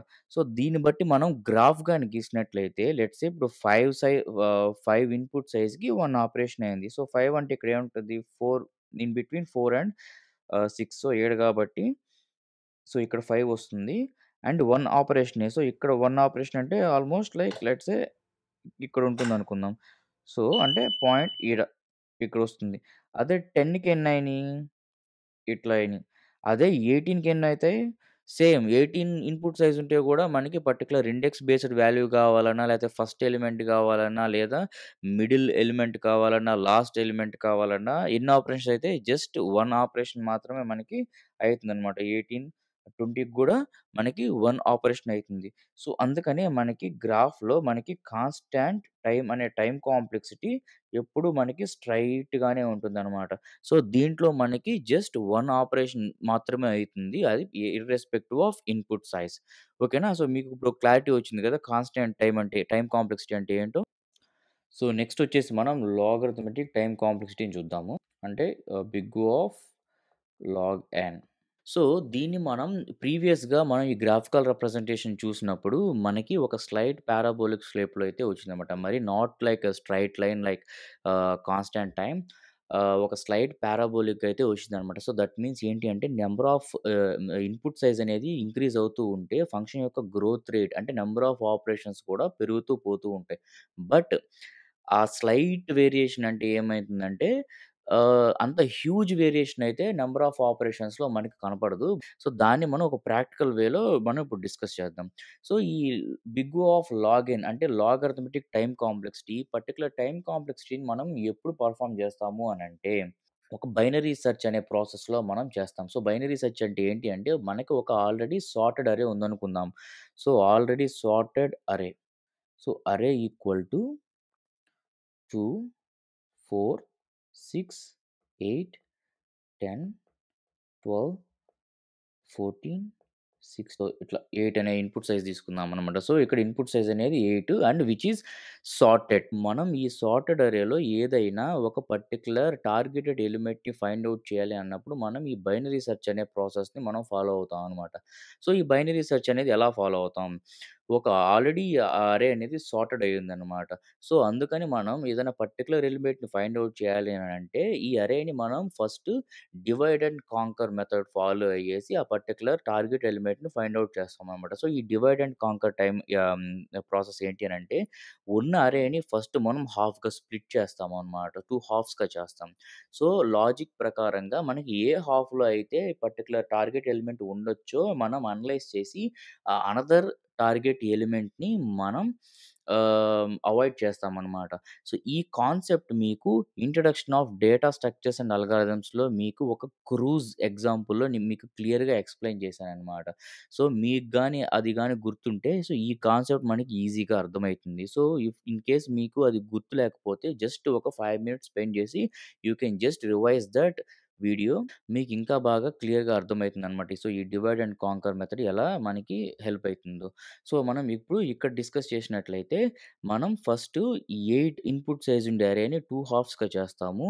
దాని తర్వాత మనకు కావాల్సిన టార్గెట్ ఎలిమెంట్ అనేది ఎటు సైడ్ ఉందో మనం అనలైజ్ చేసి, ఆ పర్టిక్యులర్ హాఫ్‌ని గూడా మనం 2 హాఫ్స్‌గా చేస్తాం. అలా మనం హాఫ్స్ స్ప్లిట్ చేసుకుంటూ వెళ్ళి ఆ పర్టిక్యులర్ టార్గెట్ ఎలిమెంట్‌ని ఫైండ్ ఔట్ చేస్తాం. సో, ఎప్పటిదాకా మనం హాఫ్‌గా స్ప్లిట్ చేస్తాము అనంటే, అరే సైజ్ అనేటిది 1 వచ్చేదాకా మనం స్ప్లిట్ చేసుకుంటూ పోతాం అనమాట. సో, ఇక్కడ అరే సైజ్ అనేది 8. సో, ఫస్ట్ మనం 4, 4గా స్ప్లిట్ చేస్తామనమాట. అంటే ఏంటి ఇక్కడ ఈ ఫస్ట్ 4, ఈ ఫస్ట్ 4. సో, లెట్స్ సే మనం ఒక 14 అనే నంబర్ అనేది ఉందా లేదా కనుక్కునేదానికి మనం అల్గారిథం రాద్దాం అనుకున్నాం. సో, 14 అంటే ఏంటి?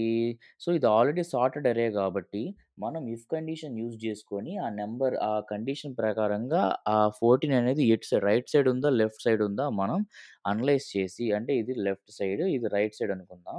సో, ఈ రైట్ సైడ్ అనలైజ్ చేసి ఈ లెఫ్ట్ సైడ్‌ని మనం అవాయిడ్ చేసేస్తామనమాట. సో, ఈ రైట్ సైడ్‌ని గూడా మనం అనదర్ స్ప్లిట్ చేస్తాం. అనదర్ హాఫ్ చేస్తాం. సో, తర్వాత గూడా మనం ఇఫ్ కండిషన్స్‌ని బేస్ చేసుకొని మనం ఎటు సైడ్ ఉండొచ్చో అనలైజ్ చేసి దాన్ని మనం మళ్ళీ స్ప్లిట్ జేస్తాం. సో, అలా ఎప్పటిదాకా చేస్తాము అంటే ఇలా అరే సైజ్ అనేది మనకి 1 అని వచ్చేదాకా చేస్తూ పోతాం. Then we can easily find out the particular targeted element. So, number of operations అనేటివి బేసిక్‌గా మనకు రెడ్యూస్ అయితాయి. లేదా మనం ఈ ప్రాసెస్ ఫాలో అవ్వలేదనుకోండి, ఇంకో ప్రాసెస్ కూడా చేసుకోవచ్చనమాట. సో, ఏంటి అనంటే మనం లీనియర్ సెట్ జేసుకోవచ్చు. అంటే ఎవ్రి ఎలిమెంట్ సెట్ చేసుకుంటూ పోతూ ఉంటామన్నమాట. అంటే ఫస్ట్ ఎలిమెంట్ నుంచి స్టార్ట్ చేస్తామనమాట. అది ఎక్కడుంటదో మనకు కావాల్సిన ఎలిమెంట్ ఎక్కడుంటదో అక్కడి దాకా సెర్చ్ చేసుకుంటూ పోతూ ఉంటదనమాట. బట్ ఇక్కడ మనకేమైతుంది, మాక్సిమం ఎవ్రి స్టెప్‌లో మనం హాఫ్‌ని మనం అవాయిడ్ చేస్తూ పోతున్నందువల్ల మనకి అరే సైజ్ అనేది తగ్గుతూ వస్తూ మనకి నంబర్ ఆఫ్ ఆపరేషన్స్ రెడ్యూస్ అయితాయి. సో దట్ మనకి నంబర్ ఆఫ్ అంటే ఆ ఫంక్షన్ యొక్క గ్రోత్ రేట్ అనేది ఎక్కువ ఇంక్రీజ్ అవ్వదు. సో దట్ మనకి అవుట్‌పుట్ అనేది ఎఫిషియంట్ వేలో వస్తుందనమాట. సో, అల్గారిథం అనేది ఆప్టిమైజ్డ్ వేలో మనం ఈజీగా చేసేస్తామనమాట. ఓకేనా? సో, ఈ ప్రాసెస్‌ని మీరు చూసినట్లయితే ఈ డివైడ్ అండ్ కాంకర్‌ని మనం లాగరిథమెటిక్ ఎక్స్‌ప్రెషన్స్‌లో రాస్తే ఒక చిన్న ఫార్ములా ఉంటదనమాట. Log to B equal to why. So, ఇది ఒక బేస్ ఫార్ములా అనమాట. అంటే ఈ ఫార్ములాస్ అన్నీ మనం గుర్తుపెట్టుకోవాల్సిన అవసరం లేదు. ఇది జస్ట్ ఏందంటే ఒక థియరిటికల్ నాలెడ్జ్. ఈ గ్రాఫ్స్ అనేటివి ఎలా ఫార్మ్ అయ్యాయి అనేది మనం కొంచెం ఒక బేసిక్ ఫౌండేషన్స్‌ని డెవలప్ చేసుకునేదానికి మనం కొంచెం ఈ క్లియర్ ఎక్స్‌ప్లనేషన్ ఇచ్చుకుంటున్నాం. బట్ మనం ఒక అల్గారిథమ్‌ని దాని యొక్క టైమ్ కాంప్లెక్సిటీని ఫైండ్ ఔట్ చేయాలి అనంటే, మనం బేసిక్‌గా దాంట్లో ఒక ఎక్స్‌ప్రెషన్‌ని ఫైండ్ ఔట్ చేసి దాని యొక్క టైమ్ కాంప్లెక్సిటీని ఈజీగా ఫైండ్ ఔట్ చేయొచ్చు. సో, ఇక్కడ మీరు ఈ ఫార్ములా ప్రకారంగా మనకి బి అనేది ఇన్‌పుట్ సైజ్ అనుకుందాం. అంటే ఏంటి బి అనేది ఇన్‌పుట్ సైజ్ అంటే మనకి log to 8 equal to y. ఓకేనా? Log to 8 equal to why. So, ఇక్కడ మనం దీన్ని ఎలా రాసుకోవచ్చంటే 8 ఈక్వల్ టు 2 పవర్ వై అని రాసుకోవచ్చనమాట. సో, దీని ప్రకారంగా మనం 8ని ఎలా రాసుకోవచ్చు? 2 క్యూబ్‌గా రాసుకోవచ్చు కదా! So, 2 power Y. So, that means ఏమైతుంది? వై ఈక్వల్ టు 3 అవుతుందనమాట. y ఈక్వల్ టు 3 అవుతుంది. అంతేనా? సో, దాన్ని బట్టి ఏమైతుంది 3 నంబర్ ఆఫ్ ఆపరేషన్స్ అయితే మనకి ఈ పర్టిక్యులర్ ప్రాసెస్ త్రూ పెర్ఫార్మ్ అయితాయన్నమాట. ఓకేనా? నంబర్ ఆఫ్ ఆపరేషన్స్ అనేటివి మనకి 3 అయితాయి. సో, 8 అనే ఇన్‌పుట్ సైజ్‌కి మనకి ఈ గ్రాఫ్‌లో మనం ఏమైతుంది 8 అనేది 3 3 అంటే మనకి ఇక్కడ ఏమవుతుంది 1, 2, 3 సో, లెట్స్ సే ఇక్కడ 3 ఇచ్చుకుందాం అనుకున్నాం. ఇక్కడ 3 ఇచ్చుకుందాం. సో, దానికి స్ట్రెయిట్‌గా 8 అంటే ఇక్కడొస్తుందనమాట. ఓకేనా? అదే మనం 16 అదే 16 కనుకోండి. సో, 16కి ఎలా అవుతుంది? లెట్స్ సే ఇక్కడ రాద్దాం. Log 16 equal to why. So, 2 power Y equal to 16 అంతే గదా! 2 power Y equal to 16. So, ఈ 16 ఎలా రాసుకోవచ్చు మనం 2 పవర్ 4గా రాసుకోవచ్చు. సో, అంటే వై ఈక్వల్ టు 4. సో, 16 అనే ఇన్‌పుట్ సైజ్ అంటే 16 అంటే ఇక్కడుందనమాట మనకి. ఇక్కడ ఉంది. సో, ఇది 16. సో, 4 అంటే ఈ 3కి కొంచెం ఎక్కువ. అంటే ఇటొస్తది. ఓకేనా? అంటే 16 ఇన్‌పుట్ సైజ్. సో, ఇక్కడ మీరు అబ్జర్వ్ చేసింది ఏంటి? 8 కేమో 3 ఆపరేషన్స్ అయితాయి. 16 అంటే 8+8 అంటే డబుల్ అయినా కూడా మనకి ఆపరేషన్స్ అనేటివి జస్ట్ 1 ఆపరేషన్ ఎక్స్‌ట్రా అయిందనమాట. అంటే 4 అయిందనమాట. సో, ఇక్కడ. అంతే కదా! ఇప్పుడు ఆహ్, let's arise this one. Input size 16 అనుకుంటే అంటే అరే సైజ్ అనేది 16 అనుకుంటే అందులో ఒక టార్గెటెడ్ ఎలిమెంట్‌ని మనం డివైడ్ అండ్ కాంకర్ మెథడ్ చేస్తూ ఫాలో అవుతూ మనం ఆ పర్టిక్యులర్ టార్గెట్ ఎలిమెంట్‌ని ఫైండ్ ఔట్ చేయాలి అంటే మనకి ఈ ఫస్ట్ 16 ఆ 16ని మనం ఏం చేస్తాము 8 చేస్తాము. ఓకేనా? సో, లెట్స్ సే అదొక లెఫ్ట్ సైడ్ ఉందనుకుందాం. సో, 4 చేస్తాం. తర్వాత మనం ఏం చేస్తాము తర్వాత 2 చేస్తాం. తర్వాత 1 చేస్తాం. సో, ఎన్ని ఆపరేషన్స్ అయినాయి మనకి? 1, 2, 3, 4. సో, అరే సైజ్ యొక్క ఆహ్, అరే సైజు 1కి రావడానికి మనకి 4 స్టెప్స్ అయినాయి. That means number of operations అనేటివి 4 అయినాయన్నమాట. సో, 16కి. సో, అంతే కదా! ఇందాక మనం ప్రూవ్ చేసినట్లు 2 పవర్ y ఈక్వల్ టు 16 అయితే మనకి 2 power y equal to 2 power 4 అవుతుందన్నమాట. అంతే కదా! ఈ 16ని 2 పవర్ 4 రాసుకోవచ్చు. So, y equal to 4. So, అందుకని మనకి ఇక్కడ 16లో ఈ గ్రాఫ్ ప్రకారంగా మనకి 16కి 4 ఆపరేషన్స్ అయినాయి. సో, దీన్ని మనం ఒక పారాబోలిక్ దీన్ని మనం గీసుకున్నట్లయితే ఇలా, ఇట్లా స్లైట్ పారాబోలిక్ వస్తుందనమాట. ఈ లాగిన్ అనేది. ఓకేనా? సో, సో, దీన్ని ఒక బిగ్ ఓ ఆఫ్ ఎన్ అనుకుందాం. దీన్ని ఓ ఆఫ్ లాగ్ ఎన్. ఓకేనా? సో, ఇప్పుడు మీకు అర్థమైంది కదా! ఈ లాగిన్ అనే టైమ్ కాంప్లెక్సిటీ మనకెలా ఫార్మ్ అయింది అండ్ దాన్ని మనం ఎలా ఇంప్లిమెంట్ చేయాలి అండ్ ఈ బైనరీ సెర్చ్ అనేది ఎలా ఇంప్లిమెంట్ చేయాలి? ఈ డివైడ్ అండ్ కాంక్వర్ మెథడ్ అంటే ఏంటి?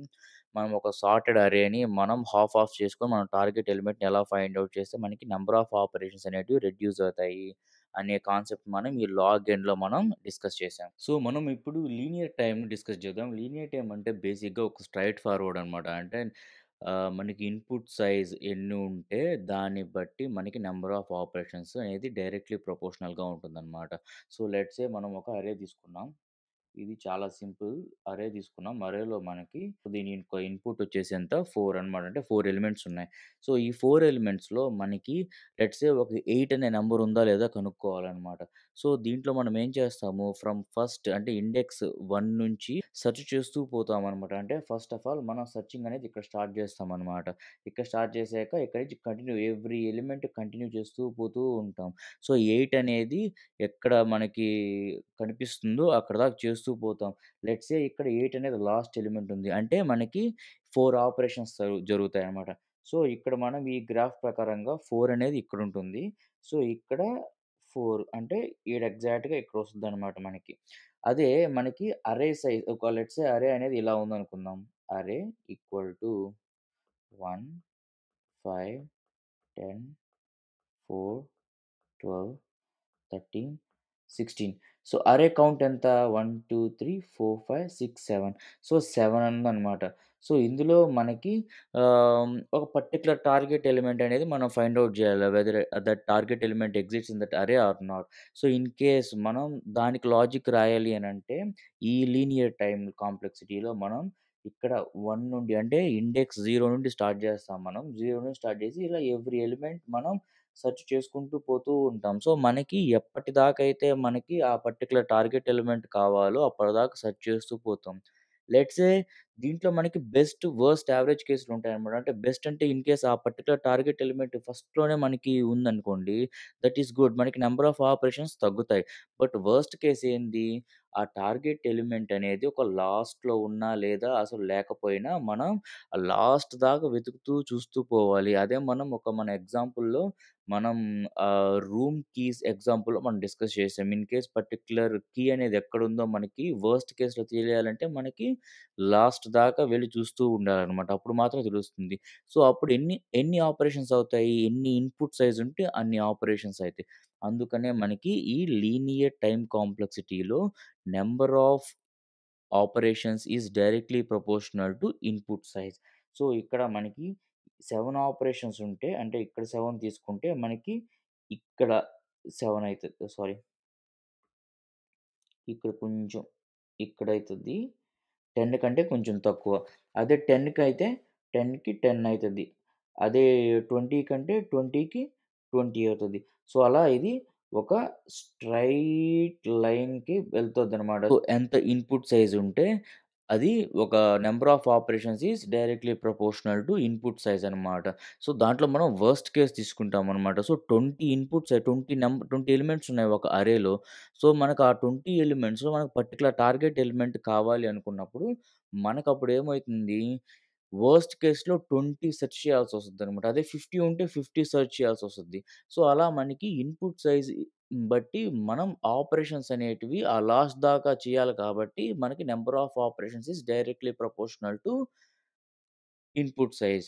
సో, ఇక్కడ ఈ సెర్చింగ్‌కి మనం లాగ్ అండ్ సెర్చింగ్‌కి డిఫరెన్స్ ఉంది గదా!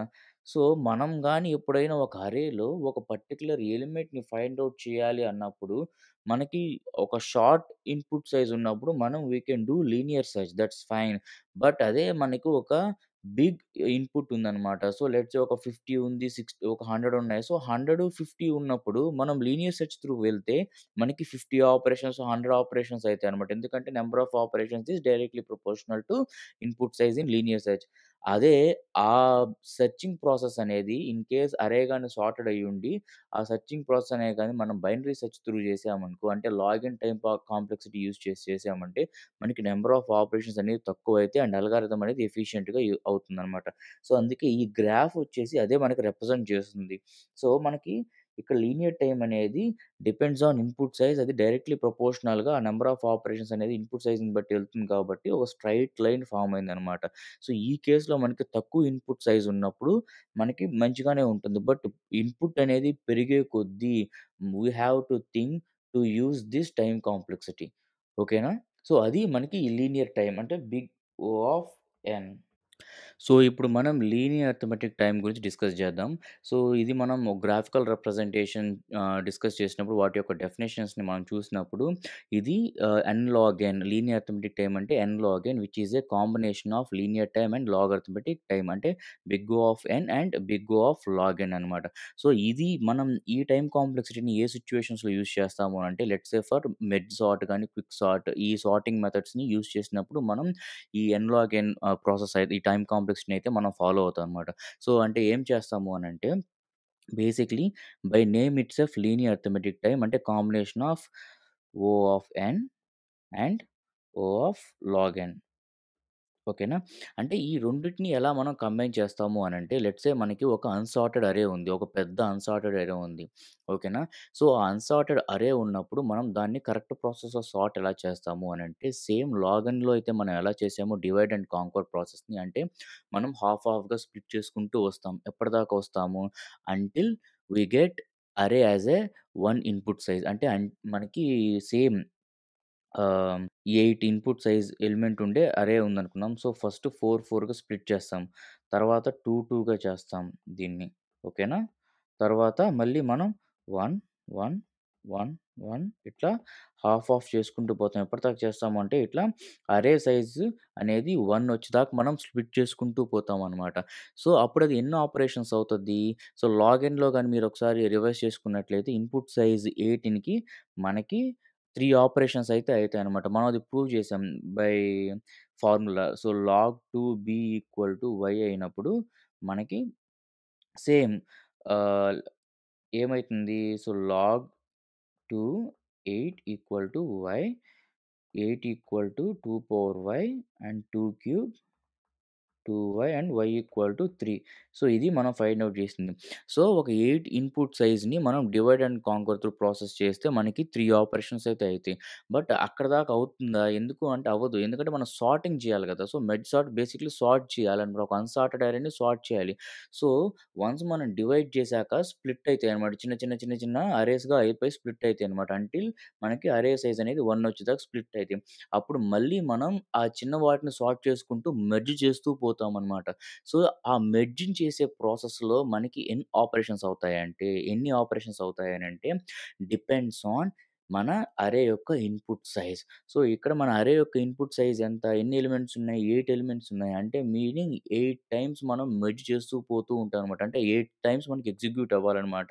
టు గెట్ ఎంటైర్ సేమ్ 8 ఎలిమెంట్స్‌ని మళ్ళీ ఆ ఫార్మ్‌లోకి తేడానికి మనకి 8 ఆపరేషన్స్ చేయాలి. ఎందుకంటే మన అరే యొక్క సైజ్ అనేది 8 కాబట్టి 8 టైమ్స్ చేస్తూ రావాలి. సో, అప్పుడు ఏమైతుంది మనకి 8 ఇంటూ ఇక్కడ మళ్ళీ ఈ 3 ఆపరేషన్స్ లాగిన్‌ది. సో, మొత్తం మనకి 24 ఆపరేషన్స్ అయితే ఒక 8 ఎలిమెంట్స్ ఉండే అరే విచ్ ఈస్ అన్సార్టెడ్‌ని మనం సార్ట్ చేయాలి in form of by using merge sort. అప్పుడు మనకి 8 ఇన్‌పుట్ సైజ్‌కి మనకి 24 ఆపరేషన్స్ అయితాయి. ఎలా అనంటే ఒక 3 ఆపరేషన్స్ వచ్చేసి లాగిన్‌లో మనం ప్రూవ్ చేసామనమాట. అండ్ దాన్ని అంటే డివైడ్ చేయడానికి. అండ్ ఆ డివైడ్ చేసి స్మాల్ అయిన అరేని సార్ట్ చేసి మళ్ళీ మనం మెర్జ్ చేసుకుంటూ వచ్చినప్పుడు మనకి బేస్డ్ ఆన్ ఇన్‌పుట్ సైజ్ ఎంతుంటుందో సేమ్ అన్ని ఆపరేషన్స్ అయితే మళ్ళీ అవుతాయి. సో, 8 ఇంటూ 3 అంటే 24.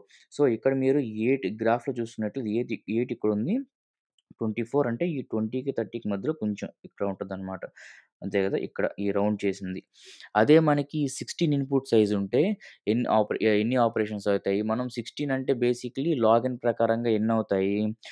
So, log 2 power b equal to y అంటే 2 పవర్ వై ఈక్వల్ టు 16 అవుతుందనమాట.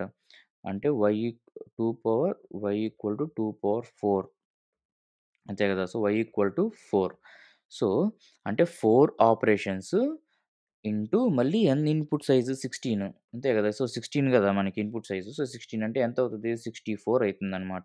సో, అంటే మనకి 16కి 64కెళ్ళిపోయింది నంబర్ ఆఫ్ ఆపరేషన్స్. అంటే చూడండి ఫంక్షన్ యొక్క గ్రోత్ రేట్ అనేది ఎంత ఇంక్రీజ్ అయిపోయిందో జస్ట్ ఫర్ 8 ఇన్‌పుట్ ఎలిమెంట్స్‌కి. సో, 16 ఇక్కడుంటే 64 ఇక్కడుంటుందనమాట. సో, జస్ట్ ఈ గ్రాఫ్ అనేది ఆల్‌మోస్ట్ ఇలా వెళ్ళిపోయిందనమాట. సో, దీన్నే మనం big O of n log n అని అంటాం. n లాగ్ n అంటే లీనియర్ అర్థమెటిక్ టైమ్ కాంప్లెక్సిటీని స్టిల్ మనం ఒక మంచి టైమ్ కాంప్లెక్సిటీ కిందే కన్సిడర్ చేయొచ్చనమాట. It's not like too worst ah, ఇది మరీ అంత డ్రాస్టిక్‌గా అయితే పోదనమాట మనకి. So, but still it is a very good time complexity that we can consider.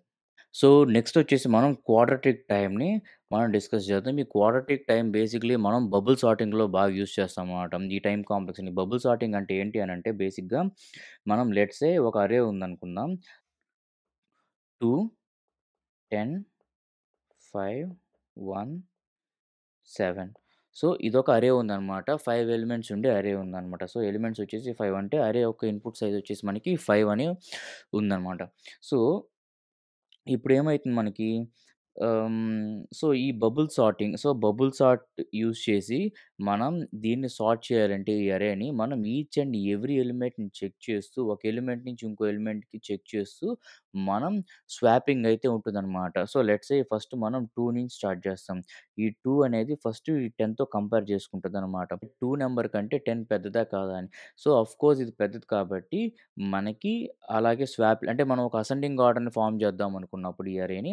So, మనకిక్కడ 10 అలాగే ఉంటది. తర్వాత మళ్ళీ ఈ 10 అనేది 5తో కంపేర్ చేసుకుంటది. సో, 10 పెద్దదా? 5 పెద్దదా? సో, 10 పెద్దది కాబట్టి 5ని ఇక్కడ తీసుకొనొస్తది. 10 ఇలా తీసుకొనొస్తుందనమాట. తర్వాత మళ్ళీ ఇక్కడ 10 ఉంటది కాబట్టి 10 పెద్దదా? 1 పెద్దదా? సో, 10 పెద్దది కాబట్టి 1ని ఇక్కడ తీసుకొనొస్తుందనమాట. 1ని ఇక్కడికి తీసుకొనొస్తుంది. 10 ఇక్కడికి వెళ్తుంది. మళ్ళీ 10 పెద్దదా? 7 పెద్దదా? సో, ఆబ్వియస్‌లీ మనకి 10 పెద్దది కాబట్టి ఇక్కడ 7 ఒస్తుంది. ఇక్కడ 10 ఒస్తుంది. అలా ప్రతి ఒక్క మళ్ళీ అరే ఫస్ట్ నుంచి స్టార్ట్ అవుతుందనమాట. సో, అలా ఎప్పటిదాకా ఆ సార్టింగ్ జరుగుతుంది? మనకి అంటిల్ వి గెట్ అన్ని కండిషన్స్‌లో సాటిస్ఫై అయినప్పుడు. అంటే ప్రతి ఎలిమెంట్ అనేది ఒక అసెండింగ్ ఆర్డర్ ఫార్మ్ అయ్యి సాటిస్ఫై అయిపోయినప్పుడు మనకి అప్పటిదాకా ఆపరేషన్స్ అయితే జరుగుతాయి. సో, ఇక్కడ మనకి ఏమైతుంది అనంటే, సో, ఈ ఆపరేషన్ కోసం మనము ఫస్ట్ ఒక ఔటర్ లూపు, తర్వాత ఇన్నర్ లూపు పెర్ఫార్మ్ చేస్తామనమాట. ఎందుకు అంటే ఫస్ట్ అరే ప్రతి ఒక్క దాంతో చెక్ చేసుకుంటూ అంటే ఒక లూప్ తిరగాలి కాబట్టి అదొక ఔటర్ లూప్ అయితుందనమాట. ఆ ఔటర్ లూప్ అనేది బేసిక్‌లీ ఎన్ని ఇటరేషన్స్ తీస్తుంది అనంటే అరే లెంత్ -1 దాకా మనకి తీస్తుందనమాట. అంటే n-1 ఏది ఔటర్ లూప్. అదే ఇన్నర్ లూప్‌లో మనకి n-i-1 ఇటరేషన్స్ అవుతాయన్నమాట బేసిక్‌గా. ఓకేనా? అంటే ఎలా అంటే మనం లెట్స్ సే ఫస్ట్ ఒక ఫర్ లూప్ రాస్తాం. ఓకేనా? ఆ ఫర్ లూప్‌లో మళ్ళీ ఇంకో ఫర్ లూప్ రాస్తామన్నమాట. ఫస్ట్ ఫర్ లూప్ వచ్చేసి ఇన్ని ఇటరేషన్స్ అవుతాయి. సెకండ్ ఫర్ లూప్ వచ్చేసి ఇన్ని ఇటరేషన్స్ అవుతాయన్నమాట. సో, ఇలా ఉన్నప్పుడు మనకి అప్పుడు ఏమైతుంది అనంటే ఒక ఫార్ములా ఉంటుందన్నమాట. సో, ఆ ఫార్ములా ఏంటంటే n/n-1 divided by 2. So, quadratic time complexity యొక్క ఫార్ములా బేసిక్‌లీ మనం అన్ని కాలిక్యులేషన్ యూజ్ చేసుకొని ఒక అర్థమెటిక్ ఎక్స్‌ప్రెషన్స్ త్రూ వెళ్ళినప్పుడు మనకి ఫైనల్‌గా ఏం ఫార్ములా వస్తుందంటే n/n-1 డివైడెడ్ బై 2 వస్తుందనమాట. సో, ఇక్కడ ఏమైతుంది లెట్స్ సే మనకి n² - n డివైడెడ్ బై 2. ఇదొస్తుంది కదా! -n/2. సో, ఫైనల్‌గా ఇట్లా వస్తుంది. బట్ మనకు ఒక అప్పర్ బౌండ్ వాల్యూని ఫైండ్ ఔట్ చేయాలంటే ఏం చేయాలి? డామినెంట్, నాన్ డామినెంట్ టర్మ్స్‌ని మనం ఫైండ్ ఔట్ చేసి ఏదైతే మనకు అవసరం లేదో అవి రిమూవ్ చేస్తామనమాట. సో, ఇక్కడ ఫంక్షన్ యొక్క గ్రోత్ రేట్‌ని పెంచే డామినెంట్ టర్మ్ ఏంటి? ఎన్ స్క్వేరే కదా! సో, అందుకని మనం ఎన్‌ని, 2ని తీసేస్తాం. అప్పుడు ఏమైతుంది? ఎన్ స్క్వేర్ మిగులుతుంది. సో, క్వాడ్రాటిక్ టైమ్ కాంప్లెక్సిటీ ఏమైతుంది ఫైనల్‌గా? ఎన్ స్క్వేర్ అవుతుందనమాట. Let's arrange this one and మనం ఒక ప్రాక్టికల్‌గా ఒక అరేని తీసుకొని ఒక ఇన్‌పుట్ సైజ్ ఉండే అరేని తీసుకొని మనం కాలిక్యులేట్ చేసి దాని యొక్క నంబర్ ఆఫ్ ఆపరేషన్స్ మనం ఐడెంటిఫై చేద్దాం. సో, 2, 5, 1, 10, 4. సో, 5 ఇన్‌పుట్ సైజ్ ఉండే అరే అయితే మనకుందనమాట. సో, మనం ఈ ఫార్ములా ప్రకారంగా మనం చూసుకున్నట్లయితే 5, 5 - 1 డివైడెడ్ బై 2 ఏమైంది? 5 ఇంటూ 4 20/2 ఈక్వల్ టు 10. 10 ఆపరేషన్స్ అయినాయన్నమాట. అంటే మనకి ఇన్‌పుట్ సైజ్ 5 ఉంటే మనకి 10 ఆపరేషన్స్ అవుతాయన్నమాట. సో, అదే మనం ఈ గ్రాఫికల్‌లో చూసుకున్నట్టయితే 5 అయితే ఇక్కడుంటుంది. మనం 10 అంటే ఎగ్జాక్ట్‌లీ ఇక్కడొస్తుందన్నమాట. అదే మనం 10 ఇన్‌పుట్ సైజ్ ఉంది అరే తీసుకున్నాము. అప్పుడు ఈ ఫార్ములా ప్రకారం ఏమైతుంది? 10, 10 - 1 డివైడెడ్ బై 2 ఏమైంది? 100 -10/2 ఈక్వల్ టు 90/2 అంటే ఏమైతుంది? మనకి 45 అయితుందనమాట. అంతే గదా! సో, మనకి 45 అయితుంది. సో, 10 ఇన్‌పుట్ సైజ్ ఉంటే 45 అంటే ఇక్కడికి ఎగ్జాక్ట్‌లీ. అంతే గదా! అదే మనకి 15 అయితే ఏమవుతుంది? 14/2 అవుతుందనమాట. సో, దానికేమైతుంది మనకి ఆన్సరు ఇక్కడవుతుంది. సో, ఈ గ్రాఫ్ చూసినట్లయితే మనకి అసలు డ్రాస్టిక్ చేంజెస్ అయితే వచ్చేస్తున్నాయన్నమాట. సో, ఒక 5 ఇన్‌పుట్ సైజ్‌కే మనకి ఫస్ట్ 5కి వచ్చేసి ఇక్కడ మనకెంతొచ్చింది? సో, ఫస్ట్ 5 ఇన్‌పుట్ సైజ్‌కి 10 ఆపరేషన్స్ అయినియి. జస్ట్ మనం 10 ఇన్‌పుట్ సైజ్ ఇచ్చామన్నమాట ఎక్స్‌ట్రా. అంటే 15 ఎలిమెంట్స్‌ని ఒక 10 ఎలిమెంట్స్‌ని యాడ్ చేసి 15 ఎలిమెంట్స్ ఉన్నాయి టోటల్‌గా. సో, 15 ఎలిమెంట్స్‌ని సార్ట్ ఔట్ చేయాలి అంటే ఈ క్వాడ్రాటిక్ టైమ్ యూజ్ చేసి, ఈ టైమ్ కాంప్లెక్సిటీ యూజ్ చేసి మనకి ఆల్‌మోస్ట్ లైక్ 105 ఆపరేషన్స్ అవుతుంది. సో, విచ్ ఈస్ లైక్ ఆ వేరియేషన్ అనేది చాలా ఎక్కువుందన్నమాట. సో, అందుకే మనకి ఇంకా ఇక్కడి నుంచి ఈ క్వాడ్రాటిక్ టైమ్ నుంచి మనం టైమ్ కాంప్లెక్సిటీస్ అనేటివి చాలా వరస్ట్‌గా పెర్ఫార్మ్ చేస్తా ఉంటాయన్నమాట. సో, అందుకే ఈ లాగ్ ఇన్ వర్క్ అయితే మనకి బెస్ట్‌గా ఉంటాయి. ఈ క్వాడ్రాటిక్ నైన్ నుంచి మనకి ఈ హ్యూజ్ వేరియేషన్ అయితే స్టార్ట్ అవుతుందనమాట. సో, అంటే తక్కువ ఇన్‌పుట్ ఆహ్, ఆహ్, సైజ్ ఉండే అరేస్‌కే మనకి huge number of operations perform అవ్వడం అయితే మనకి ఇక్కడ జరుగుతుందనమాట. ఈ టైమ్ కాంప్లెక్సిటీస్‌ని చూసినప్పుడు. ఓకేనా? సో, నెక్స్టొచ్చేసి మనం ఈ ఎక్స్‌పోనెన్షియల్ టైమ్ కాంప్లెక్సిటీని మనం డిస్కస్ చేద్దాం. సో, బేసిక్‌గా మనం ఈ గ్రాఫికల్ రిప్రజెంటేషన్ టైమ్ కాంప్లెక్సిటీస్ అన్ని టైప్స్ చూసినప్పుడే మనం చెప్పుకున్నామనమాట. సో, ఆఫ్టర్ క్వాడ్రాటిక్ టైమ్ తర్వాత మనకి టైమ్ కాంప్లెక్సిటీస్ అనేటివి వరస్ట్‌గా బిహేవ్ చేస్తాయన్నమాట. సో, వరస్ట్‌గా బిహేవ్ చేయటం అంటే ఏంటంటే, తక్కువ ఇన్‌పుట్ ఉన్న అరేకి మనం ఏదైనా ఆపరేషన్స్ పెర్ఫార్మ్ చేయాలన్నప్పుడు హ్యూజ్ నంబర్ ఆఫ్ టైమ్స్ అయితే మనం ఆపరేషన్స్‌ని రన్ చేయాల్సొస్తుందనమాట. సో, అప్పుడేమైతుంది ఫంక్షన్ యొక్క గ్రోత్ రేట్ అనేది చాలా డ్రాస్టిక్‌గా పెరిగిపోతూ ఉంటుందనమాట. సో, అందుకని మనం ఈ టైమ్ కాంప్లెక్సిటీస్‌ని మోస్ట్‌లీ మనం అవాయిడ్ చేస్తామనమాట. So, after quadratic time. So, n స్క్వేర్‌కే మనకి చాలా డిఫరెన్స్ వచ్చేసిందనమాట క్వాడ్రాటిక్ టైమ్ కాంప్లెక్సిటీకి. ఇంకా ఈ ఎక్స్‌పోనెన్షియల్ తీసుకున్న తర్వాత మనం నెక్స్ట్ డిస్కస్ చేయబోయే టాపిక్ ఫ్యాక్టోరియల్ టైమ్ కాంప్లెక్సిటీ తీసుకున్న మనకి ఆ నంబర్ ఆఫ్ ఆపరేషన్స్ ఫంక్షన్ యొక్క గ్రోత్ రేట్ అనేటివి చాలా ఎక్కువైపోతుంది. కాబట్టి మనం వాటిలిని అవాయిడ్ చేస్తామనమాట. సో, అసలు ఈ ఎక్స్‌పోనెన్షియల్ టైమ్ అనేది ఏ సిట్యుయేషన్స్‌లో మనం వాడతాం? సో, బేసిక్‌గా ఇది let's say for example Fibonacci series ఉందనమాట. సో, ఫిబొనాచి సిరీస్ అంటే ఏంటి? సో, లెట్స్ సే మనకు ఫస్ట్ 2 నంబర్స్ ఉంటాయి. 0 అండ్ 1.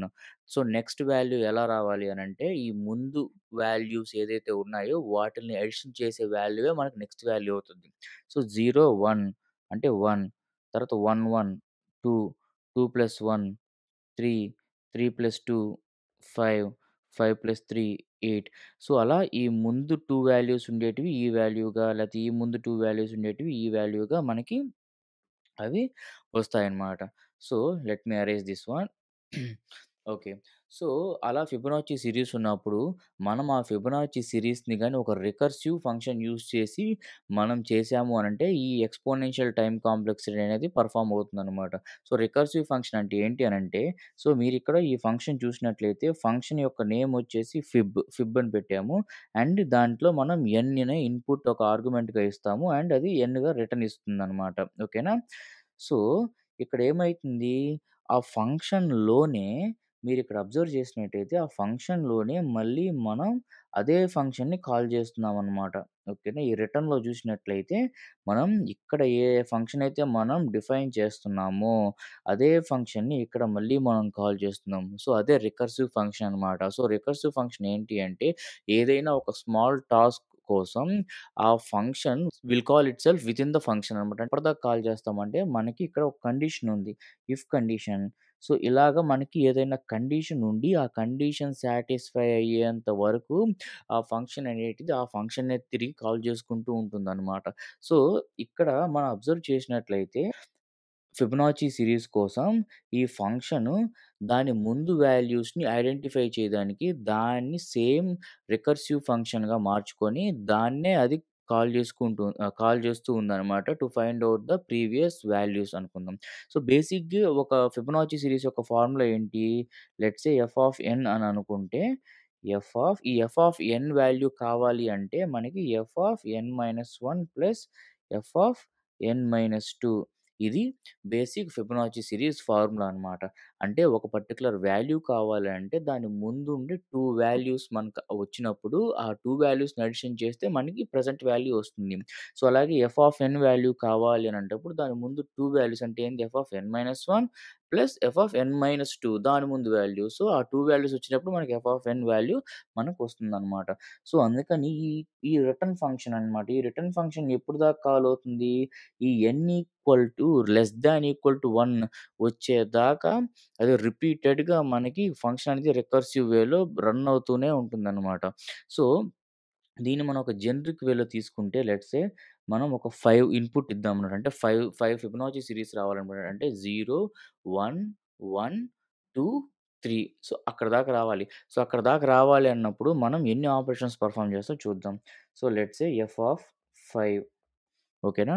సో, ఎఫ్ ఆఫ్ 5 రావాలి అంటే మన ఈ ఫార్ములా ప్రకారంగా ఏం వాల్యూస్ రావాలి మనకి? ఎఫ్ ఆఫ్ 4, ఎఫ్ ఆఫ్ 3 అంతే గదా! ఈ 2 వస్తే మనకి ఎఫ్ ఆఫ్ 5 వస్తది. బట్ ఎఫ్ ఆఫ్ 4 రావాలంటే ఏం జేయాలి? ఎఫ్ ఆఫ్ 3, ఎఫ్ ఆఫ్ 2 మరి ఎఫ్ ఆఫ్ 3 కావాలి అనంటే ఎఫ్ ఆఫ్ 2, ఎఫ్ ఆఫ్ 1 మళ్ళీ ఇక్కడ గూడా ఎఫ్ ఆఫ్ 3 కావాలి అంటే ఎఫ్ ఆఫ్ 2, ఎఫ్ ఆఫ్ 1 మరి ఇక్కడ ఎఫ్ ఆఫ్ 1, ఎఫ్ ఆఫ్ 0 మరి ఇక్కడ ఎఫ్ ఆఫ్ 1, ఎఫ్ ఆఫ్ 0 ఇది ఇక్కడికి ఆగిపోతుంది. ఎందుకంటే నెక్స్ట్ వచ్చేసి ఈ కండిషన్ సాటిస్ఫై అయిపోతుంది కాబట్టి లెస్ థాన్ 1 సాటిస్ఫై అయిపోతుంది కాబట్టి ఈ ఎఫ్ ఆఫ్ 1 దగ్గర అది ఆగిపోతుందనమాట. ఓకేనా? సో, ఇప్పుడు బేసిక్‌గా ఈ ఫిబొనాక్చి సీరీస్‌లో ఎఫ్ ఆఫ్ 0 అంటే దాని యొక్క వాల్యూ 0. ఎఫ్ ఆఫ్ 1 అంటే దాని యొక్క వాల్యూ 1 అనమాట. ఇవి బై డిఫాల్ట్ ఫిబొనాచి సీరీస్‌లో మనం ఎఫ్ ఆఫ్ 0ని, ఎఫ్ ఆఫ్ 1ని 0 అండ్ 1గా మనం డిఫైన్ చేస్తాం. సో, సో, ఇక్కడ మీరు అబ్జర్వ్ చేసినట్లయితే ఈ 0 ఇక్కడ ఈ 0 ప్లస్ 1 అంటే 0 ప్లస్ 1 అంటే 1. సో, ఎఫ్ ఆఫ్ 2 ఒక వాల్యూ వస్తుందనమాట. సో, అలా ఎఫ్ ఆఫ్ 2 వాల్యూ వస్తుంది. మళ్ళీ ఇక్కడ ఎఫ్ ఆఫ్ 1 ఉందనమాట ఇక్కడ. అంటే ఈ 2 కంబైన్ చేస్తే ఎఫ్ ఆఫ్ 3 వాల్యూ వస్తుంది. సో, అది ఒక రైట్ సైడ్. సో, మనం లెఫ్ట్ లెఫ్ట్ సైడ్ చూసుకున్నట్లయితే ఇంకా ఇక్కడ F of 1, f of 0 so, ఇక్కడి దాకొస్తుంది. So, F of 1, f of 0 values అంటే 1, 0 అంటే వాల్యూ మనకి ఎఫ్ ఆఫ్ 2 వాల్యూ అయితే వస్తుంది. అండ్ మళ్ళీ ఈ 2 కంబైన్ చేస్తే ఈ ఎఫ్ ఆఫ్ 3 వస్తుంది. అండ్ ఈ 2 కంబైన్ చేస్తే ఎఫ్ ఆఫ్ 4 వస్తుంది. అండ్ ఈ 2 కంబైన్ చేస్తే ఎఫ్ ఆఫ్ 5 అనేది మనకొస్తుందనమాట. సో, దీని ప్రకారంగా మనకి అబ్జర్వ్ చేసినట్లయితే ఎఫ్ ఆఫ్ 5 అనేది ఒకసారి ఆపరేట్ అయితుంది. అండ్ ఎఫ్ ఆఫ్ 4 వాల్యూ కోసం ఎన్నొస్తున్నాయి? ఎఫ్ ఆఫ్ 4 ఎన్ని సార్లు వచ్చింది మనకి? ఎఫ్ ఆఫ్ 4 అనేది 1 టైమే వచ్చింది. F of 4 is also 1 time. F of 3 అనేది ఎక్కడొచ్చింది? ఎఫ్ ఆఫ్ 3 అనేది ఎక్కడొచ్చింది? ఇక్కడొచ్చింది, ఇక్కడొచ్చింది. అంతే. అంటే ఎఫ్ ఆఫ్ 3 అనేది మనకి 2 టైమ్స్.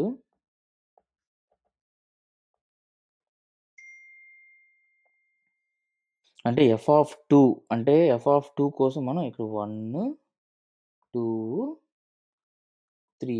సో, ఎఫ్ ఆఫ్ 2 వచ్చేసి మనకి ఎంతయితుంది? 3 టైమ్స్ అయితుంది.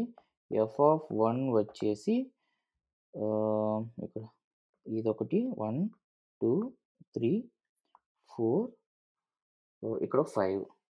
సో, 5 టైమ్స్ ఎఫ్ ఆఫ్ 5 అయిందండి. ఎఫ్ ఆఫ్ 1 వచ్చేసి 5 టైమ్స్ ఎగ్జిక్యూట్ చేయాల్సొచ్చింది. అండ్ ఎఫ్ ఆఫ్ 0 వచ్చేసి 1, 2, 3. ఎఫ్ ఆఫ్ 0 వచ్చేసి 3 టైమ్స్ రన్ అయిందనమాట.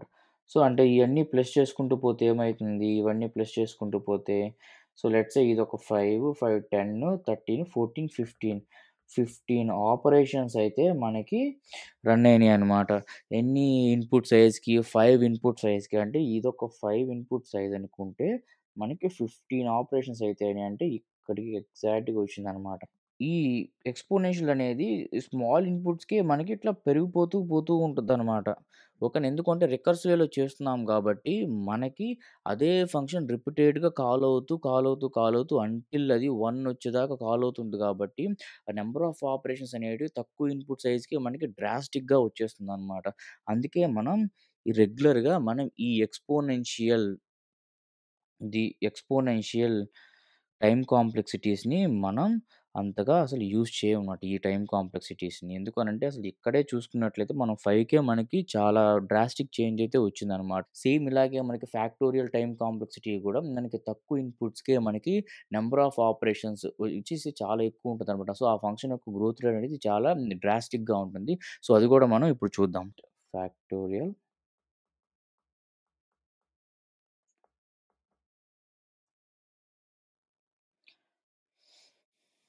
అంటే ఓ ఆఫ్ ఎన్ ఫ్యాక్టోరియల్.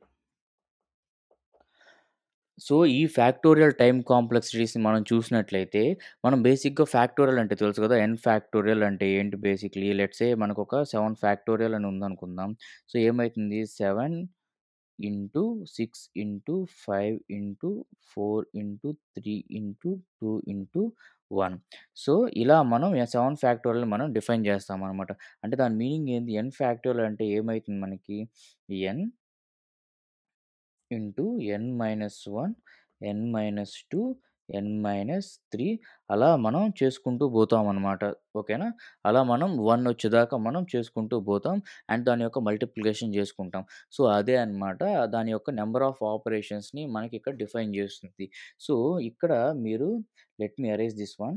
సో, ఇక్కడ మనం లెట్స్ సే ఒక అరే ఉందనుకుందాం. సో, ఈ అరేలో ఒక 5 ఆహ్ ఇన్‌పుట్స్ ఉన్నాయి. 5 ఎలిమెంట్స్ ఉన్నాయి. 2, 4, 5, 1, 3. సో, ఈ 5 ఎలిమెంట్స్ ఉన్నాయి. సో, ఇక్కడ 5 ఎలిమెంట్స్. సో, ఈచ్ ఎలిమెంట్ అనేది ఒక్కొక్కసారి ఒక్కొక్క పొజిషన్‌లో ఉండేలా మనం పర్ముటేషన్స్ చేయాలనుకుందాం. అంటే లెట్స్ సే ఇప్పుడు 2 అనేది ఫస్ట్ ఎలిమెంట్‌గా ఉందనమాట. అంటే ఇండెక్స్ 0లో ఉంది. సో, అదే మనకి ఇలా సెకండ్ ఎలిమెంట్‌లో ఉంది. తర్వాత 4, 5, 2, 1, 3 తర్వాత 4, 5, 1, 2, 3 తర్వాత 4, 5, 1, 3, 2. సో, ఇలా ఇక్కడేమో ఫస్ట్ ఎలిమెంట్‌గా ఉంది. తర్వాత సెకండ్ ఎలిమెంట్‌గా ఉంది. ఇక్కడ థర్డ్ ఎలిమెంట్‌గా ఉంది. ఇట్లా ఫోర్త్ అండ్ ఫిఫ్త్. సో, ఇలా ప్రతి నంబర్ ఇక్కడుండే 5 ఎలిమెంట్స్ మనకి ఒక్కోసారి ఒక్కో పొజిషన్‌లో సో, 5 పొజిషన్స్‌లో ఉండేలా మనకి ఎన్ని పర్ముటేషన్స్ వస్తాయనంటే, we can use this factorial time complexity. అంటే ఏంటి? మనకు బేసికల్లీ ఇక్కడ 5 ఉంది కాబట్టి 5 ఇంటూ 4 ఇంటూ 3 ఇంటూ 2 ఇంటూ 1 అంటే మనకు అప్రాక్సిమేట్‌గా మనకి మనకి 120 ఆపరేషన్స్ అయితే పెర్ఫార్మ్ అయితాయన్నమాట. అంటే ఈ 5కి మనకు డైరెక్ట్‌గా ఇక్కడ 100 అనుకుందాం. ఈడ 120 అంటే అసలు సింపుల్‌గా అసలు ఇక్కడి నుంచి అసలు ఆల్మోస్ట్ ఒక చిన్న ఇన్‌పుట్‌కే మనకి ఇటెళ్ళిపోయిందన్నమాట. సో, దీన్నే మనం ఓ ఆఫ్ ఎన్ ఫ్యాక్టోరియల్ అని అంటాం. ఓకేనా? సో, అలా మనకి ఎప్పుడైనా ఒక అరే ఒక పర్ముటేషన్స్‌ని పెర్ఫార్మ్ చేయాలన్నప్పుడు మనం ఈ ఫ్యాక్టోరియల్ టైమ్ యూజ్ చేసి ఈ టైమ్ కాంప్లెక్సిటీని యూజ్ చేసి చేశామనుకోండి, అప్పుడసలు ఫంక్షన్ యొక్క గ్రోత్ రేట్ అనేది డ్రాస్టిక్‌గా పోతుంది. That means this N factorial time complexity is worst time complexity అన్నమాట. సో, అందుకని మనం ఈ ఎక్స్‌పోనెన్షియల్ గాని, ఈ ఫ్యాక్టోరియల్ గాని మోస్ట్‌లీ ఈ టైమ్ కాంప్లెక్సిటీ యూజ్ చేసి మన అల్గారిథమ్స్ అయితే పెర్ఫార్మ్ చేయమనమాట. సో, మీరు చూసారు గదా! ఇక్కడ ఫస్ట్ మనం ఒక గ్రాఫికల్ రిప్రజెంటేషన్ థియరిటికల్‌గా ఎక్స్‌ప్లెయిన్ చేసినప్పుడు, మనం ఇక్కడ ప్రాక్టికల్‌గా మనం మొత్తం ఈచ్ అండ్ ఎవ్రీ టైమ్ కాంప్లెక్సిటీస్‌ని మనం ప్రాక్టికల్ వేలో చేసుకుంటూ మనం ఆ యొక్క గ్రాఫ్స్ ఎలా ఫార్మ్ అయ్యాయో మనం తెలుసుకుంటూ వచ్చామనమాట. మనకి టైమ్ కాంప్లెక్సిటీ మనం ఎలా అనలైజ్ చేసి ఫంక్షన్ యొక్క గ్రోత్ రేట్‌ని మనం కాలిక్యులేట్ చేస్తామో నంబర్ ఆఫ్ ఆపరేషన్స్ త్రూ అలాగే మనకి స్పేస్ కాంప్లెక్సిటీ కూడా వెరీ ఇంపార్టెంట్ రోల్‌ని ప్లే చేస్తుందనమాట. To optimize the algorithm. So, మనం నంబర్ ఆఫ్ ఆపరేషన్స్ అంటే ఫంక్షన్ యొక్క గ్రోత్ రేట్‌నే కాదు, మనం రాసిన అల్గారిథమ్‌ని ఎంత స్పేస్‌ని క్రియేట్ చేస్తుంది వాళ్ళ ఎగ్జిక్యూషన్ అనేది కూడా మనకి చాలా ఇంపార్టెంట్ రోల్‌ని ప్లే చేస్తుంది. సో, దాన్నే మనం ఇక్కడ స్పేస్ కాంప్లెక్సిటీ అంటాం. సో, బై డెఫినిషన్ గాని చూసుకున్నట్లయితే space complexity refers to the total amount of memory space required by an algorithm to execute. So, algorithm execute అయ్యే టైంలో ఆ అల్గారిథమ్ యొక్క మెమరీ అది ఎంత గ్రో అవుతుందో దాని యొక్క స్పేస్ అనేది కూడా మనం చెక్ జేసుకోవాలి. సో, అప్పుడే అల్గారిథమ్ యొక్క పెర్ఫార్మన్స్ అనేది కూడా చాలా బావుంటదనమాట. సో, అల్గారిథమ్ యొక్క పెర్ఫార్మన్స్ అనేది ఎఫిషియంట్ వేలో ఉంటుంది. సో, ఇక్కడ మనకి 2 టైప్స్ ఉన్నాయన్నమాట. Auxiliary space, actual space. So, ఇక్కడ ఆక్సిలరీ స్పేస్ అంటే ఏంటంటే, మనం అల్గారిథమ్ రాసినప్పుడు అల్గారిథమ్ అంటే ఏంటి? Basically a piece of code ఏదైనా to execute a particular task అంతే గదా! సో, ఒక టాస్క్ కోసం ఎగ్జిక్యూట్ అవ్వడానికి మనం రాసే కోడ్‌లో మనం ఏదైతే ఒక ఆక్సిలరీ స్పేస్‌ని క్రియేట్ చేస్తాం. ఆక్సిలరీ స్పేస్ అంటే ఏంటంటే, ఎక్స్‌ట్రా మెమరీ. ఎందుకు ఎక్స్‌ట్రా మెమరీ అది మనం వేరియబుల్స్‌ని డిక్లేర్ చేస్తాము. అలాగే ఒక కోడ్ రాసేటప్పుడు అరేస్‌ని డిక్లేర్ చేస్తాము. అండ్ ఒక రికర్సివ్ కాల్స్ చేస్తాం. రికర్సివ్ కాల్స్ అంటే ఇందాక మనం ఫిబొనాచి సిరీస్ ఇందాక మనం ఫిబొనాచి కోడ్ చూసినప్పుడు ఎక్స్‌పోనెన్షియల్ టైమ్ కాంప్లెక్సిటీలో ఫిబొనాచి ఎగ్జాంపుల్ చూసినప్పుడు మనం రికర్సివ్ కాల్ చేసాం కదా! సో, ఆహ్, అలాంటి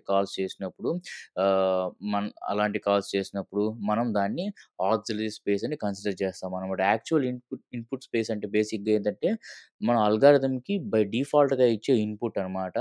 అంటే లెట్స్ సే ఇప్పుడు ఒక అరే ఉంది. అరేని రివర్స్ చేయాలి. బట్ అరేని రివర్స్ చేయాలంటే మనం ఒక అరేని ఇవ్వాలి గదా! దాన్ని యాక్చువల్ ఇన్‌పుట్ అంటారనమాట. దాన్ని మనం ఈ స్పేస్ కాంప్లెక్సిటీలో కన్సిడర్ చేయము. ఎందుకంటే అది అల్గారిథమ్‌కి కంట్రోల్ ఉండదు. మనం ఏదైతే ఆ కోడ్‌లో డిఫైన్ చేస్తామో లెట్స్ సే వేరియబుల్స్ కానీ, అరేస్ కానీ, రికర్సివ్ కాల్స్ కానీ ఎక్స్‌క్లూజివ్‌గా మనం ఆ పర్టిక్యులర్ అల్గారిథమ్‌లో మనం ఏదైతే డిఫైన్ చేస్తామో వాటి కంట్రోల్ అల్గారిథమ్‌కి వాటి యొక్క కంట్రోలే ఉంటుంది. సో, వాటి స్పేస్ గ్రోత్‌ని మనం అనలైజ్ చేస్తామనమాట. ఓకేనా? సో, ఈ ఇన్‌పుట్ స్పేస్ అనేది మనం ఈ స్పేస్ కాంప్లెక్స్‌తో మనం పెద్దగా పట్టించుకోము. ఎందుకంటే అది అది యూజర్ ఇన్‌పుట్ కింద అనుకోండి. సో, అల్గారిథమ్ యొక్క కంట్రోల్ అయితే ఉండదు దానికి. సో, మనం మెయిన్ ఆక్సిలరీ స్పేస్ మీదే మనం కాన్సంట్రేషన్ చేస్తామనమాట. సో, ఇక్కడ మనం ఎగ్జాంపుల్‌గా ఒక 2 ఫంక్షన్స్‌ని తీసుకుంటున్నాము. సో, ఫస్ట్ ఫంక్షన్ వచ్చేసి మనకి ఫంక్షన్ యొక్క రివర్స్ అరే. అంటే ఇందాకే మనం డిస్కస్ చేసాం. సో, ఫంక్షన్ ఒక అరే ఉంటుంది. ఆ అరేని రివర్స్ చేయాలి. లెట్స్ సే ఇప్పుడు 2, 3, 4, 5 ఉంది. సో, మన అవుట్‌పుట్ వచ్చేసి ఏంది 5, 4, 3, 2 రావాలన్నమాట.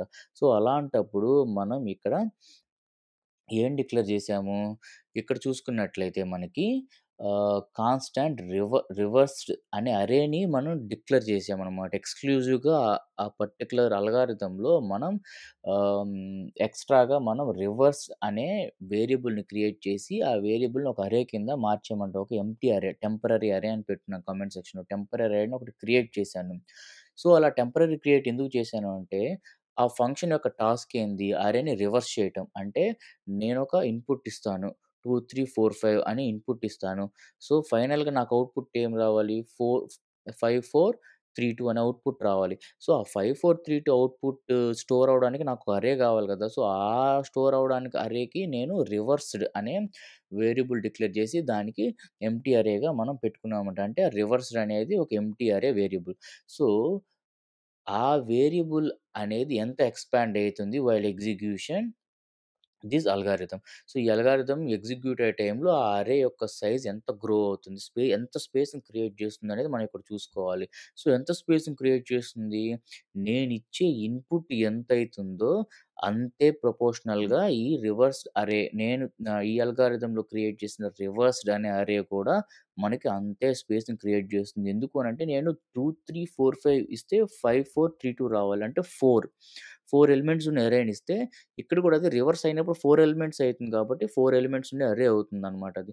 అదే నేను ఒక 10 ఎలిమెంట్స్ ఉండే అరే ఇస్తే ఇక్కడ రివర్స్ చేసినప్పుడు 10 ఎలిమెంట్స్ ఉండే అరేని నేను స్టోర్ చేయాలి కాబట్టి రివర్స్ అనేది 10 ఎలిమెంట్స్‌ని స్టోర్ చేస్తుంది.